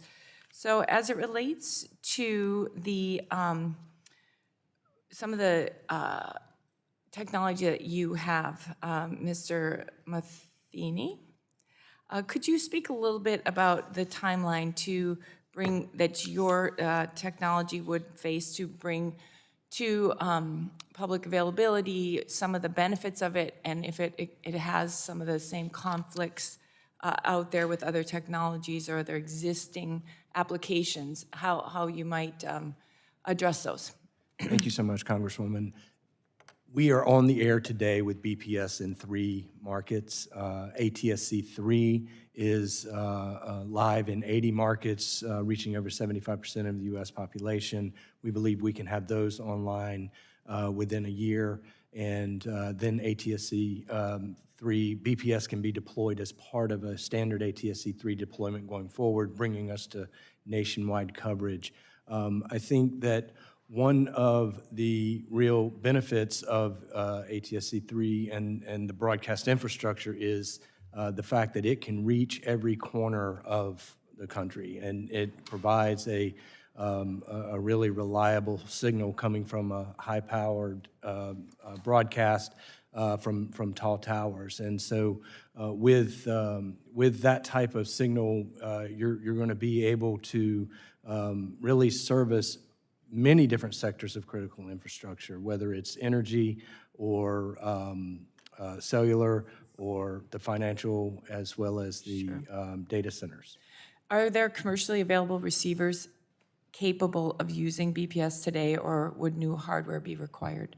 Yes, we have a variety of different receivers that are available today. They range from single-channel, small field-mount receivers to rack-mounted receivers that would go in to critical infrastructure facilities. We even have 4-channel receivers that can receive multiple channels and do time combination and positioning. And what would be required for BPS capability to be incorporated into like smartphones, vehicles, ag equipment, critical infrastructure systems? Yeah, so I think really that's the long arc of innovation that we really want to work on. Right now, we're very focused on providing the timing to lifeline critical infrastructure sectors, but with further work and effort, we believe we can get all the way into all of those things that you mentioned: cars, phones, drones, et cetera. So realistically, what kind of a timeline are we looking at? I think the timeline for the deployment on BPS is going to be really in phases. So phase 1 would be in the next year. We could deploy with the existing ATSC 3 stations. After that, the phase would be in alignment with the rollout. And that's the important work that is happening at the FCC, and we're delighted with the progress that they're making. Okay, then I'm from North Dakota, a very rural state. Talk about the coverage you have in rural parts of the country. Yeah, we believe that coverage is really one of our greatest strengths, and it is that we can use this existing infrastructure, the high-powered signals coming off of very tall towers to reach full CONUS, including continental U.S., including out into international waters. I would give an example, the station that we're working with at NIST in Denver, that one tower covers over 75,000 square kilometers and reaches into 3 states. Here in D.C. and Baltimore, we have a 2-tower system that is reaching close to 82,000 square kilometers of coverage. All right, wow. What are the vulnerabilities of BPS versus GPS?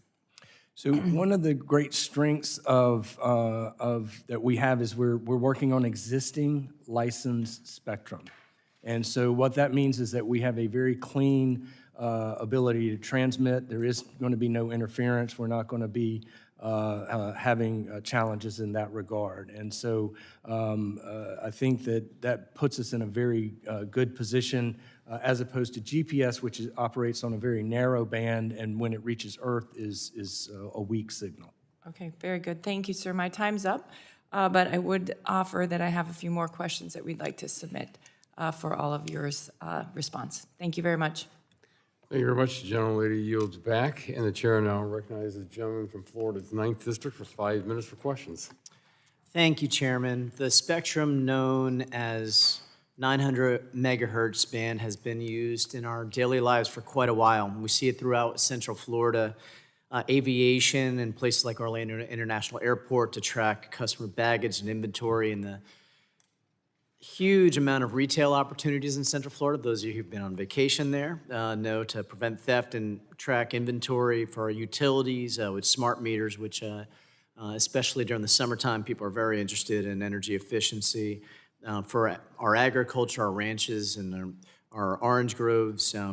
For toll collection like SunPass, although many Floridians wouldn't be sad if that wasn't charged all the time.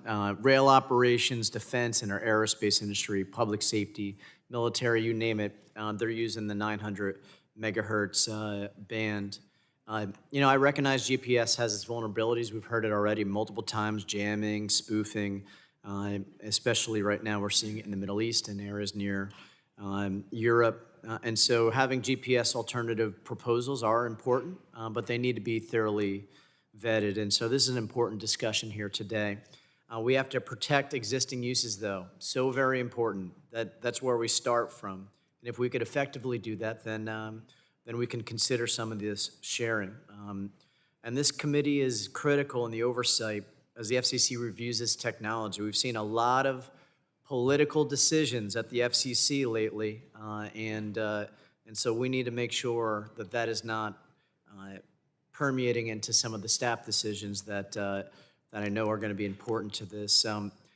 We've talked about redundancy, about layering. It'd be great to hear from you all. We'll start with Mr. Feld. What do you think your ideal redundancy mix is for navigation? I know you said improving GPS, but if you had to have other things included in it, what would that system look like? Well, I think it needs some of all, because we can't deal with maritime and other issues that are not part of the terrestrial United States without satellite. We just can't. But satellite will face its own set of restrictions. We're going to need terrestrial. I think that there are a lot of good options out there, and I think that, frankly, I think AI is going to help us out quite a bit on a number of these things, as it is capable of recognizing the patterns and actually geographically locating us based on immediate feedback of the area. Thank you, Mr. Feld. Ms. Dyer, you know, it was just mentioned about space-based. We launched those rockets in Central Florida at the Cape. What is your ideal redundancy mix for navigation? Thank you for the question. I think that modernizing GPS is my #1 priority. I think that's should also be the nation's #1 priority because of all of the various contributions that we've outlaid today. Well, let's say we do that. What else would be added to the mix if we had to create these redundancies? To GPS, I would add the low Earth orbit satellites because they can provide that global coverage in a way that terrestrial does not. There are a number of terrific terrestrial systems that are already operating. There is internet-assisted smartphones that are using hangover information that allows it to stick with the phone, even if GPS were to go over. They can hold for about 7 days worth of information. Because my time is limited. Mr. Matheny, what do you think your ideal mix would be? So I think, first and foremost, GPS is a wonderful technology, and I think that I agree that LEO could be a nice complement, but I'm really focused on the terrestrial solution, and I believe that we need at least 2 terrestrial solutions, and that BPS can be the primary terrestrial solution, given its coverage and given its performance. Again, our National Institute of Standards and Technology, part of the Department of Commerce, has said that BPS is comparable to or better than GPS, and that's what we want to bring to market. Thank you, Mr. Matheny. Mr. Grossman, what would be your ideal mix? Congressman, it would be a combination of technologies similar to what Mr. Feld said, a combination of terrestrial and satellite-based solutions. I do think 2 key questions to ask as you're evaluating: are there receivers readily available to utilize that service? If there are not, that's a process that could take a couple of years. The second factor I would say is that technology going to cause harmful interference to other users? We believe that you can choose options that meet both of those tests. Thanks. And Mr. Rod, I assume adding your technology to the mix is your suggestion, right? I'm Thank you, sorry. Congressman. The gentleman's time has expired, so if you'd like to submit that in writing, that'd be great. The chair now recognizes the gentleman from California's 23rd District, 5 minutes for questions. Thank you, Mr. Chair, and thank you very much to our witnesses. I find this to be a critically important topic.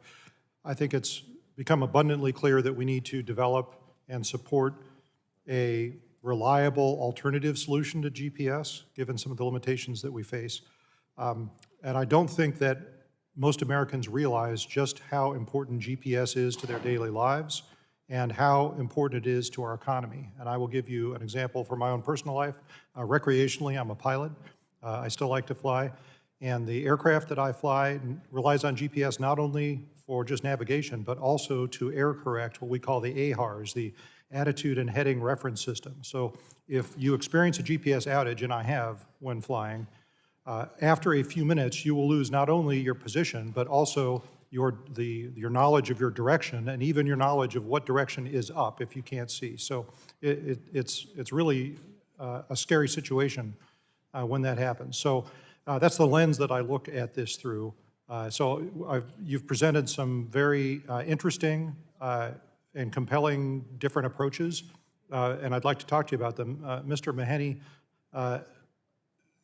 one of the concerns that I have about BPS is looking at through the aviation lens. And I mean, I'll give you an example. One route that I fly is DC down to Florida. Quite often I'll get an offshore routing, which I like because it gets me away from the congested routes over the Northeast. But it's not uncommon to be 50 miles offshore. And my understanding is that ATSC 3.0 only has a range of about like 35 to 80 miles, and you would need, obviously, to be able to receive multiple signals from multiple transmitters to triangulate. In fact, I think you'd need, under your BPS's technical specifications, you'd need at least 4. And I don't see any way that you'd get that 50 miles offshore. Is that a use that's, BPS just couldn't be utilized for? So I too am a pilot, and I too have lost GPS coverage and have been told I was 40 miles away from where I actually was. So I can appreciate your concern. With our first application is really providing time to critical infrastructure. And so that is really where we're focused first and foremost. Looking longer range, we do absolutely have propagation maps that show that our signals do extend out probably 100 miles into international waters. And so given if you're flying the coastline, you should be able to receive a number of different signals to be able to potentially, apply in that sort of circumstance. That is work that still has to be done, though. That is definitely work that has to be done. But airplanes use VHF radios, and we operate in the VHF and UHF bands, and so these are things where we are already having conversations with folks that were involved in designing the Wide Area Augmentation System, or WAAS. Mm-hmm. Mr. Rund, I had a similar concern about NextNav. I mean, relying as it does on 5G, I think the range concerns are even exacerbated because even low-band 5G signals might peter out after 10 miles or so, and modern aircraft can fly above 40,000 feet. That's 7 miles up. So you'd have to be almost straight over an antenna to be able to get a location signal. Or am I looking at that the wrong way? Congressman, you're absolutely right. First of all, let me just talk about the fact that 5G networks are very dense. We do not have a multilateration problem, right? At any given point during their coverage, you actually get perfect positioning. So we just don't As long as you can receive it. Well, you have to have multiple receivers, like you said. Absolutely. We also need a layered infrastructure. From what you said, you need to have satellite resiliency in the areas that's not terrestrial. As far as airlines go, there's only a certain elevation. Beyond that, you still need satellite elevation. So yes, we only solve part of the problem. You need the layered architecture for the rest of it. But if you look at GOGO, you do get up to a certain level of being able to multilaterate. In fact, in the sky, you see a lot more signals down on the ground.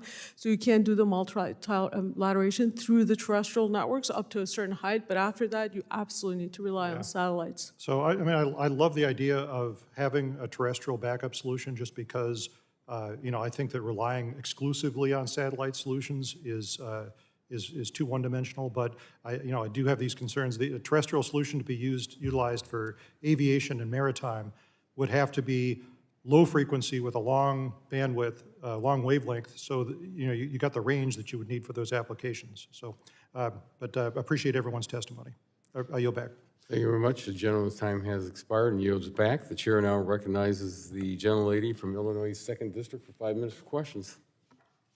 Thank you, Mr. Chair and Ranking Member Matsui for holding this morning's or afternoon hearing, and thanks to our witnesses for participating. Farmers in my district and across rural America rely on GPS-guided equipment. A GPS outage stops the guided tractors, the field mapping, and the precision spraying. The yield really takes a hit. That is why we must have backups to GPS in the event the worst happens. However, the path matters as much as the goal, and right now the FCC is considering a complement to GPS that would reconfigure the lower 900 MHz band. This band is used by hundreds of millions of unlicensed devices every day, including the agricultural sensors farmers depend on, and I have 4,500 farms in my district. I'm urban, suburban, and rural. As the FCC evaluates this proposal and others, I want to make sure that any backup that is approved has to reach rural communities and protect the equipment they run already. Mr. Ron, and happy birthday to you. Your testimony makes the case that a GPS outage would hit agriculture hard and NextNav proposes to fill that gap. But some warn that reconfiguring the lower NHMHZ band would interfere with the agricultural sensors and unlicensed devices farmers already run on that band. Given the potential interference concerns, how would NextNav work with farmers in the agricultural sector to protect existing farm equipment, and how does the system built on 5G infrastructure reach farmers in rural areas that 5G does not cover today? Thank you so much, Congresswoman, for highlighting that really important issue. As many have pointed to, the solar impact that there was on farming in 2024 was extremely significant and had very large consequences for farmers. We intend to be the backup and complement to make sure that the farmers do not suffer this $500 million loss on a terrestrial level. As far as our modernization of the lower 900 megahertz band, we have done 2 years of simulation, field tests. We're operating currently on the network today. We do not see an impact through our engineering. I back my engineering as an engineer, but that's why we have the FCC, that if nobody needs to take our word for it, that's why they have to go over there, present their facts, present their data, and the FCC will absolutely prioritize something as important as farming to make sure it's not impacted, equal to having a PNT backup and complement. They have incredibly smart engineers and staff. All righty, thank you so much. Mr. Feld, the NextNav proposal will put a high-powered 5G network in the lower 900 MHz band that farmers, sensors, and monitors already rely upon.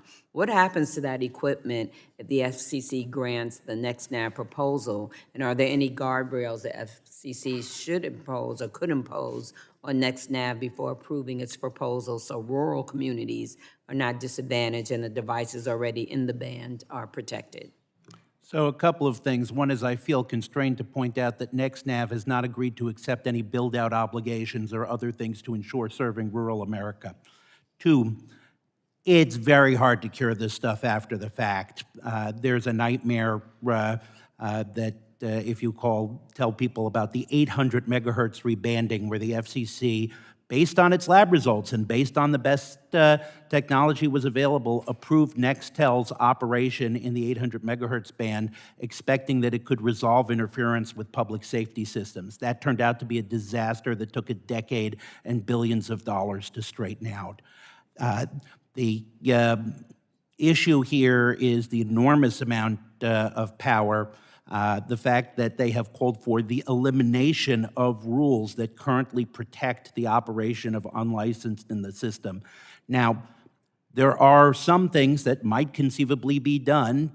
We have in CBRS and other places a database system that allows you to deactivate the use of spectrum if it turns out it's creating too much interference. But it's going to be really hard based on what they're trying to do here to preserve operation in the 900 megahertz band, not just for the unlicensed, but for neighboring services as well. Thank you so much for your response. Precision agriculture is so important to the economy of our country and keeping us all fed, and it must be protected at all costs. That is why I was proud to work with my colleague and he's not there, but Rep. Latta on the Precision Agricultural Satellite Connectivity Act. This legislation directs the FCC to review its satellite rules so precision agriculture can reach the farmers who depend on it. And thank you to the witnesses, and I yield back. The gentlelady yields. The chair now recognizes the gentlewoman from California, Ms. Barragan, for her 5 minutes of questioning. Thank you, Mr. Chairman. Ms. Dyer, most Americans think of GPS as the app that helps them get from point A to point B, but this technology plays a much larger role in our daily lives. Tell us how important GPS is to maintaining a reliable energy infrastructure and what risks we face if the system is disrupted. Thank you for the question. GPS synchronizes all of the transmissions across the energy infrastructure. Its timing signals are absolutely vital to that energy infrastructure. The good news is that most of those energy infrastructure folks have installed complementary capabilities because they're very well aware of those limitations. and the potential for an outage and the seriousness of that outage. The Department of Homeland Security actually issued a document called Best Practices for Critical Infrastructure, and that helped guide a number of the critical infrastructure, the 16 different critical infrastructure sectors, in looking at what they should be considering as they're considering complements, and a large number of them have actually been implemented. Great, thank you, thank you. Mr. Grossman, as we modernize our energy systems, what steps should Congress take to help ensure that our energy infrastructure has access to reliable and resilient positioning and timing services? Congressman, given utilities' reliance on PNT for everything from grid synchronization to monitoring, fault detection, and communications across wide geographic areas, it is very clear that we need to have a resilient PNT solution. Complementary PNT capabilities can provide independent timing and position information, and so we would encourage you and the committee and the broader government to think about what are those solutions that are best suited for critical infrastructure. Well, speaking of critical infrastructure, my district is home to the Port of Los Angeles, and it's one of the nation's most important logistics and trade corridors. Workers, businesses, and consumers all depend on goods moving efficiently through our supply chains. As supply chains become more connected, how important will resilient positioning and timing services be to keep goods moving and avoid disruptions that raise costs for consumers? Congresswoman, very important. If the GPS signal at a port such as in Los Angeles were jammed or spoofed, companies could lose visibility into the location of vehicles and cargo. So again, similar to the example use case you brought up before, absolutely we need to have resilient PNT. I would also point out again that the lower 900 megahertz is used for RFID tags, which are found throughout ports and throughout the supply chain process. So if those are disrupted by a complementary PNT service, it would also be devastating. So we need to make sure we find a complementary PNT technology that does not cause that harmful interference to our nation's ports. For those watching, what is an RFID tag? Radio frequency identification. And why is that important? So it allows retailers, there are over 50 some billion of these tags. It's for major retailers, how they manage inventory and logistics. It's how they know where the goods are. Great, thank you. Mr. Feld, your testimony raises concerns about maintaining broad public access to position and timing services. As new technologies emerge, how do we ensure that innovative and resilient positioning and timing technology benefits everyone, including communities that may not be early adopters of new technologies? Yeah, I'd like to point out that all the applications we're talking about for the electric grid, precision agriculture, all of these things were made possible by Open GPS, because no one would have paid lots of money for a service they didn't know about or that was reserved exclusively for the military or for a small handful of users. But because it was there, they were able to experiment and were able to develop all of these use cases that we rely upon. So maintaining that openness is critical. It's critical for individuals who rely on these services, even if they don't know they're relying on it. It is critical for the development of new services. We cannot have a K-shaped GPS system where we move to a premium for some and let others rest at the bottom. The network depends on its universality to deliver the maximum benefit, and we don't know what innovation we will be losing by screening out people who would otherwise not have access. Great, thank you to all our witnesses. I yield back. The gentlelady yields. The chair now recognizes the gentleman from Texas, Mr. Pfluger, for his 5 minutes of questioning. Thank you, Mr. Chairman. Can anybody speak to any of the nefarious activity that's going on, maybe in the Middle East or around on the GPS systems there, how that affects? Please, Ms. Dyer. Hello, and congratulations on your recent retirement from the Air Force. Thank you. There is a jamming and spoofing is taking place throughout the Middle East right now. Some of that is there's some speculation that some countries are actually jamming and spoofing as a defensive mechanism, so that when drones are heading in their direction, the drones will lose contact, lose their navigation heading, and then drop down out of the sky. Some of it's been done to try to prevent some other activities that governments are conducting in that area that are using GPS to be reliant upon. So kind of going off of that theme, when we are prioritizing and evaluating the technologies, what are some of the criteria and interoperability or resilience standards that we should be looking at? I know you guys have discussed this already, but just to reiterate, I mean, what are the most important standards that we need to be considering? First of all, for the military, I would really encourage that we invest heavily in GPS 3F satellites. There are some being built. There are 10 additional ones to be purchased at this point.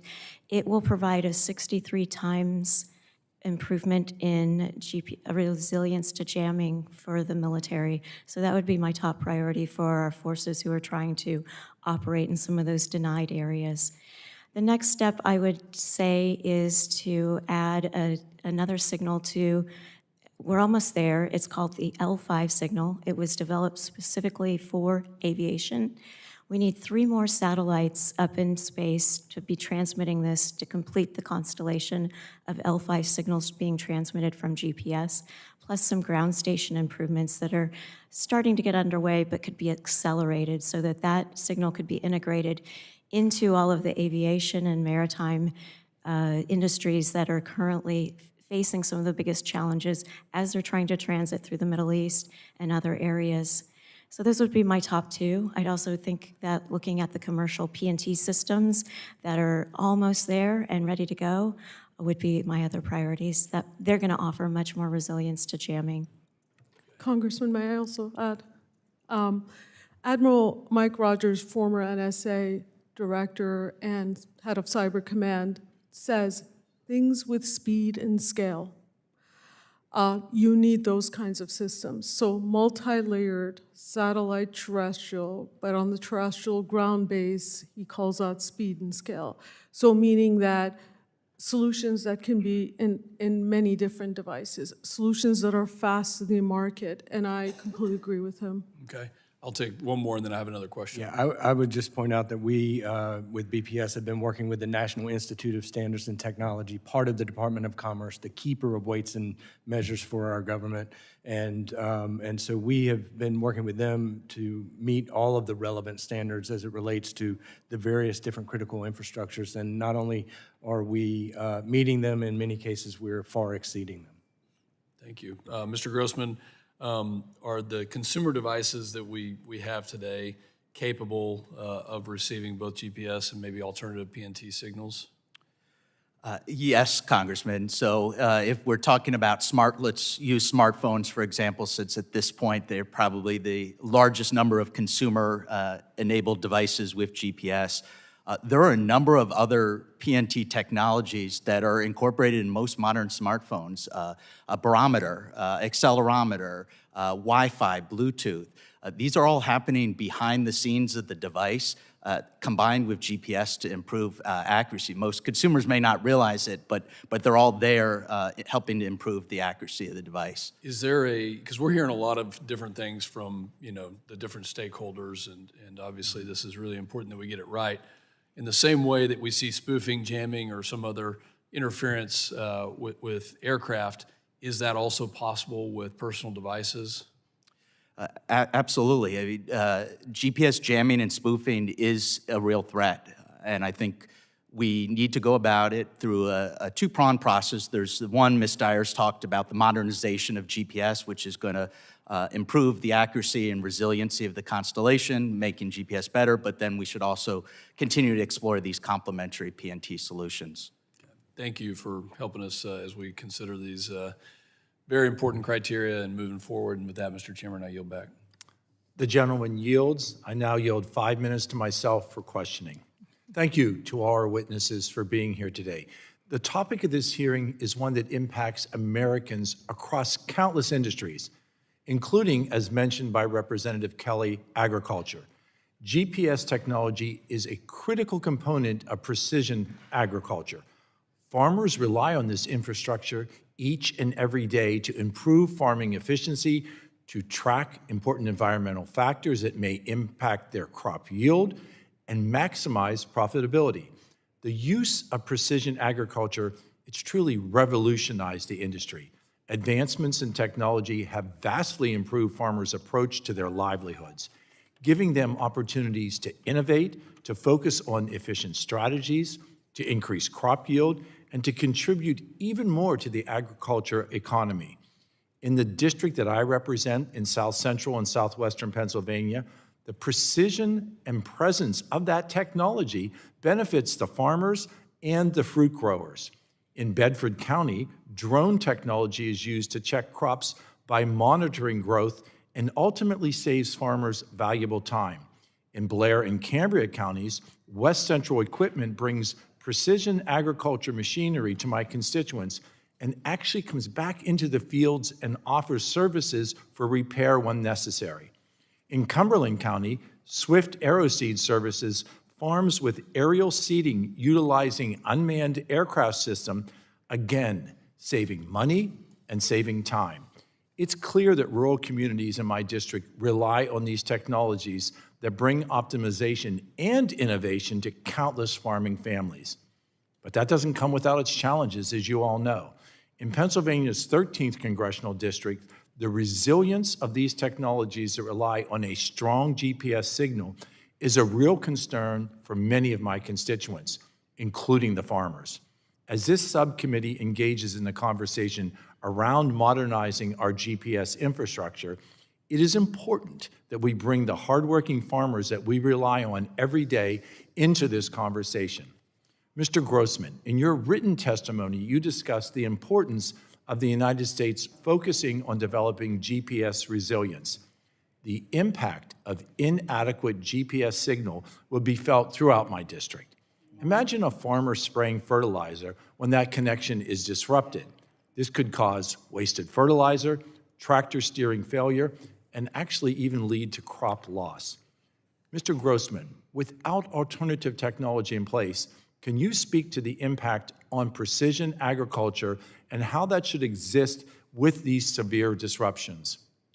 Thank you for that question, Congressman. Agriculture presents one of the perfect examples of why complementary PNT is so important. You've described it perfectly in terms of how farmers today are using GPS and PNT.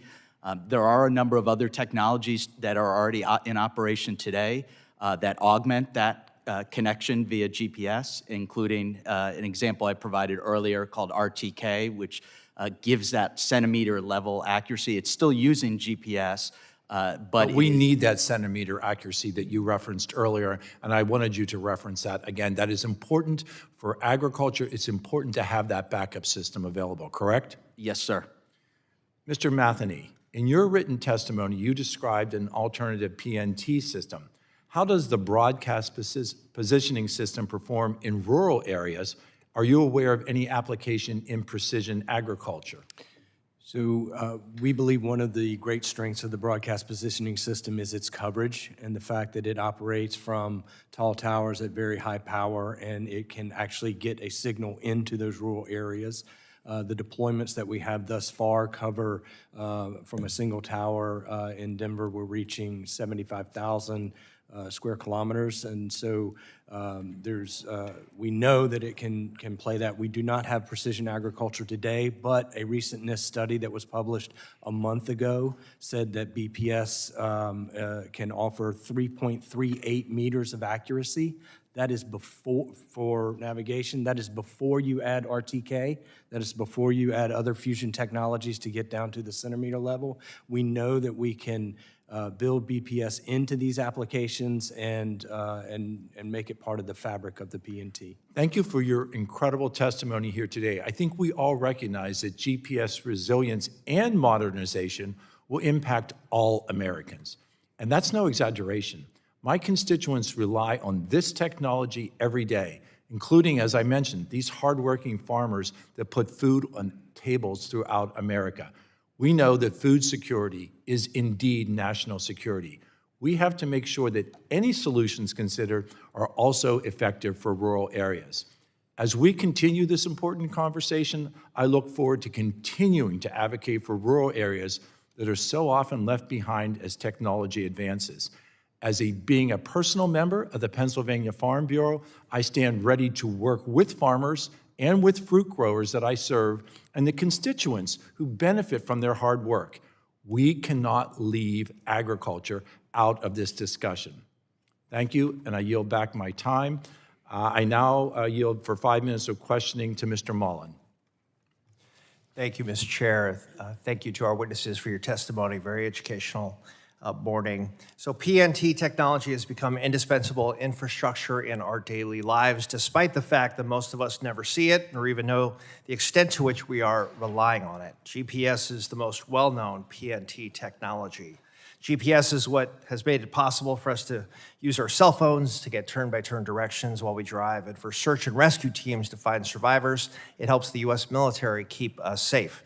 In one very personal example, it helps my family and I keep track of our husky dog, Storm, and make sure he doesn't get lost in the neighborhood when he inevitably escapes.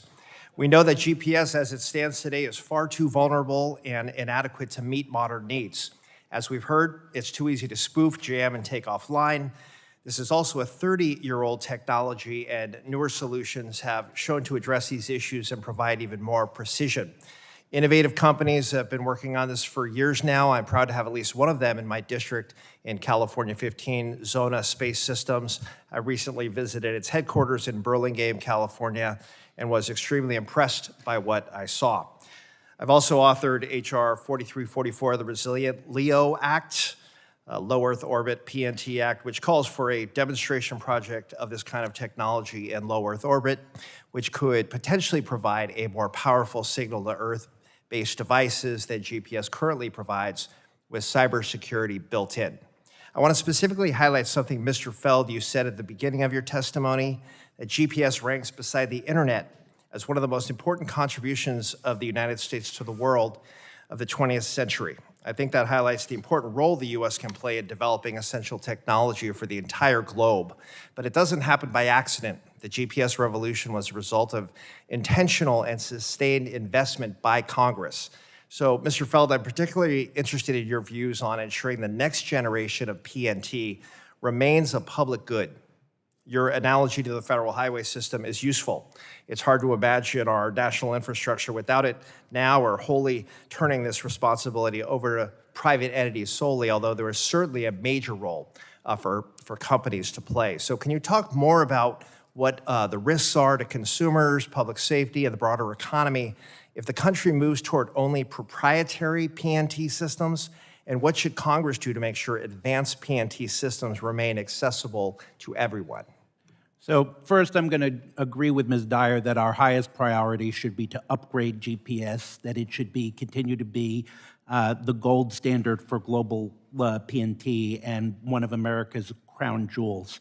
The danger of creating a tiered system where we are just pay to play, or we have pay to play and we allow everything else to degenerate, it will, first of all, impose significant costs. The farmers that he was referring to right now have GPS available to them for free. If it is only a private solution, they will have new costs at a time when farmers cannot bear new costs easily.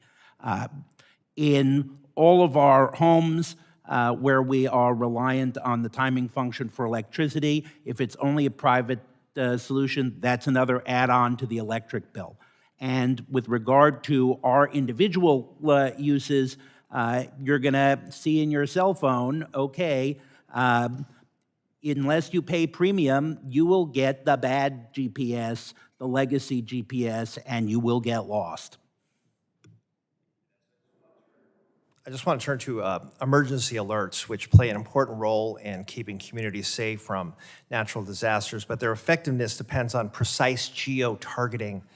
During last year's fires in Los Angeles, over 10 million people were accidentally sent an evacuation warning intended for a single neighborhood, triggering panic and hindering emergency response efforts. A 2022 wireless emergency alert test by the FCC found that the needed geo-targeting precision only worked for 1/3 of the devices that supported it. So clearly, we have work to do here. So Mr. Feld, again, focusing on the role GPS plays in this, how might we strengthen our national PNT infrastructure to help improve the precision and reliability of emergency alerts? And you have 20 seconds. I'm almost tempted to say, let me answer in the QFRs. I was on the FCC CISRIC when we discussed how we can enhance geofencing with regard to the emergency alerts, and it's a complicated question that I'd be happier to answer in writing. Very good. Appreciate it. Thank you. With that, I yield back. Gentleman yields. Now I call on Mr. Goldman from Texas for his 5 minutes of questioning. Thank you, Mr. Chairman. Thank you, panelists, for being here today. Ms. Dyer, over the last few years, the Dallas-Fort Worth Airport has experienced several GPS disruptions that caused widespread flight delays, and in at least one case caused an aircraft to lose GPS signal for the remainder of the flight. What incidents like this tell us about the need for backup systems when GPS is disrupted or unavailable? Thank you, Congressman, for the question. I think in that case, I think there would be two angles to take a look at. One, I would suggest, repeating a suggestion I made earlier, that Congress might have an opportunity here to look at the interagency coordination processes among federal agencies when they are taking a look at testing other types of technologies that might impact those flights coming in and out of Dallas-Fort Worth. It's very valuable as everybody starts descending on the United States for World Cup, for instance. They are going to be almost every element of the World Cup event, transportation as well as the games are going to rely on GPS. The second is that I think the new aviation signal for GPS L5 is really important to start getting moving forward. It's going to provide additional resiliency once it is integrated into the aviation receivers. A key point about new technologies, they have to get integrated into receivers. And in the aviation space, there are a series of standards that have to be developed and promulgated and then integrated into those receivers and installed into the aircraft.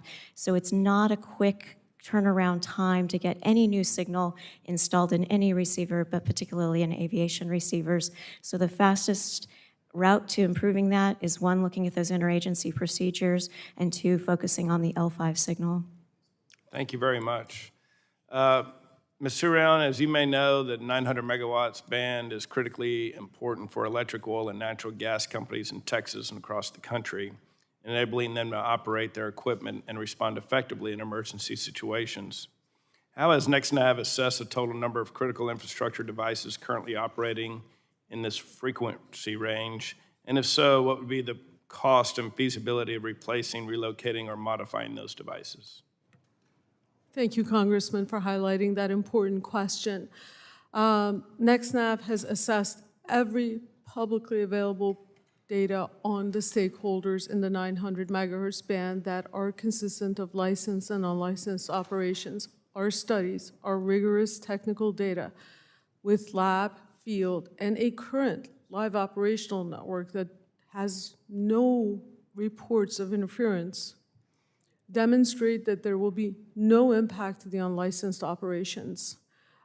We continue to stand by our engineering, and we're happy to reach out to more stakeholders because we have reached out to many of them to actually discuss this, to address their concerns. We do not see an impact, but that's why we have the FCC, so that they could actually look at everybody's technical data.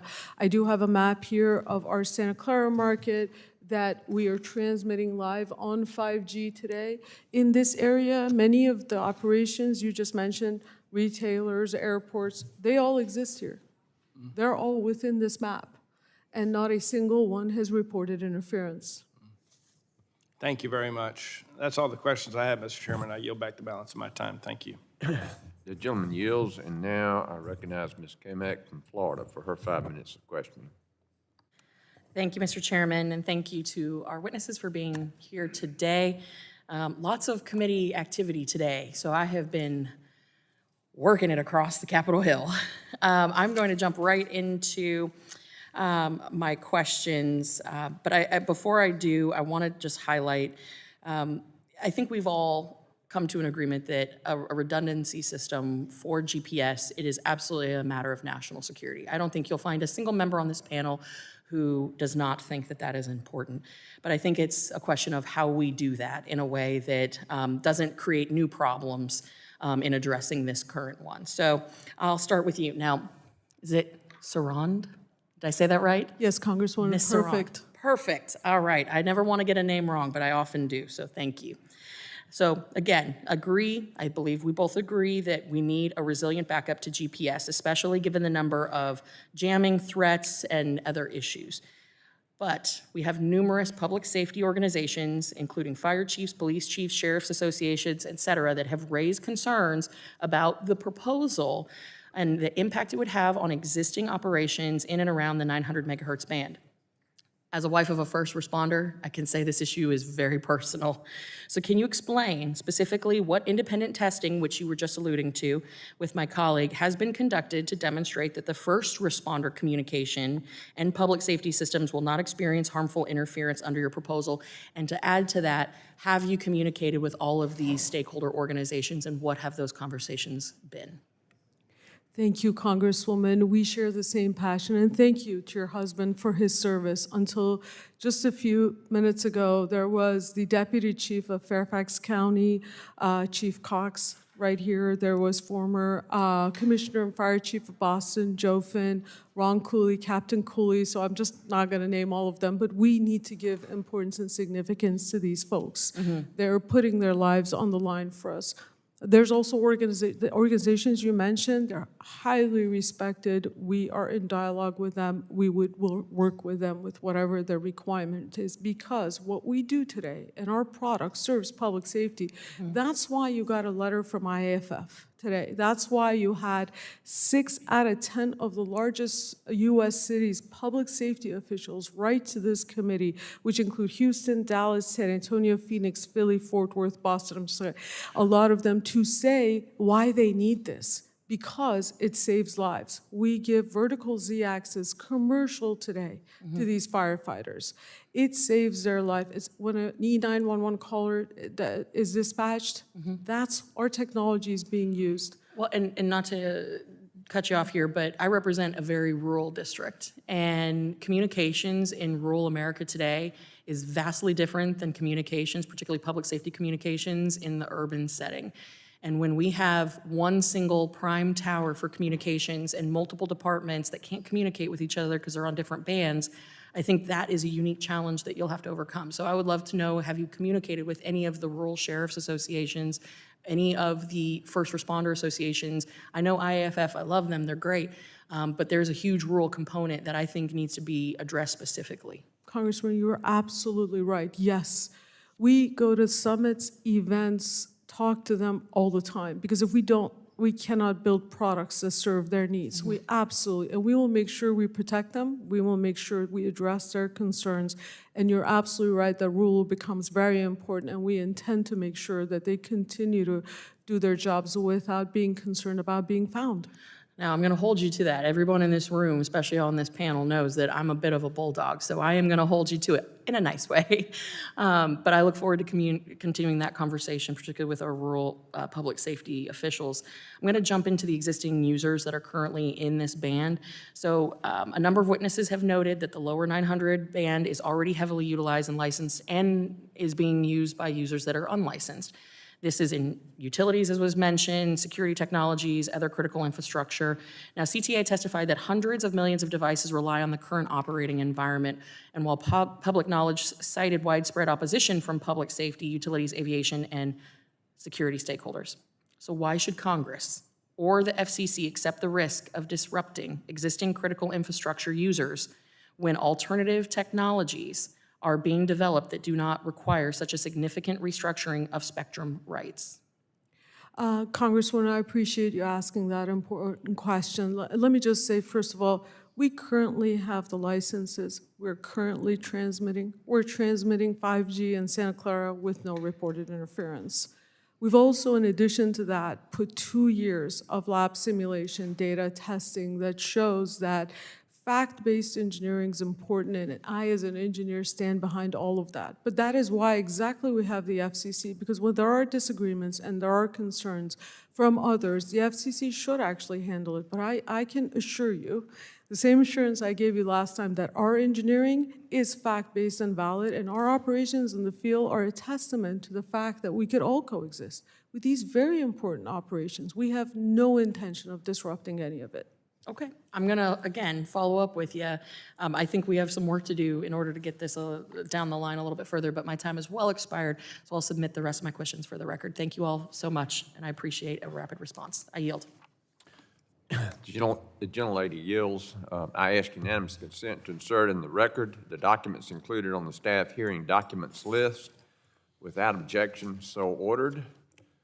Seeing there are no further members wishing to be recognized, I would like to thank our witnesses for being here today. I remind members that they have 10 business days to submit questions for the record, and I ask the witnesses to respond to those questions promptly. Members should submit their questions by the close of business on June 18th, 2026. Without objection, the subcommittee is adjourned.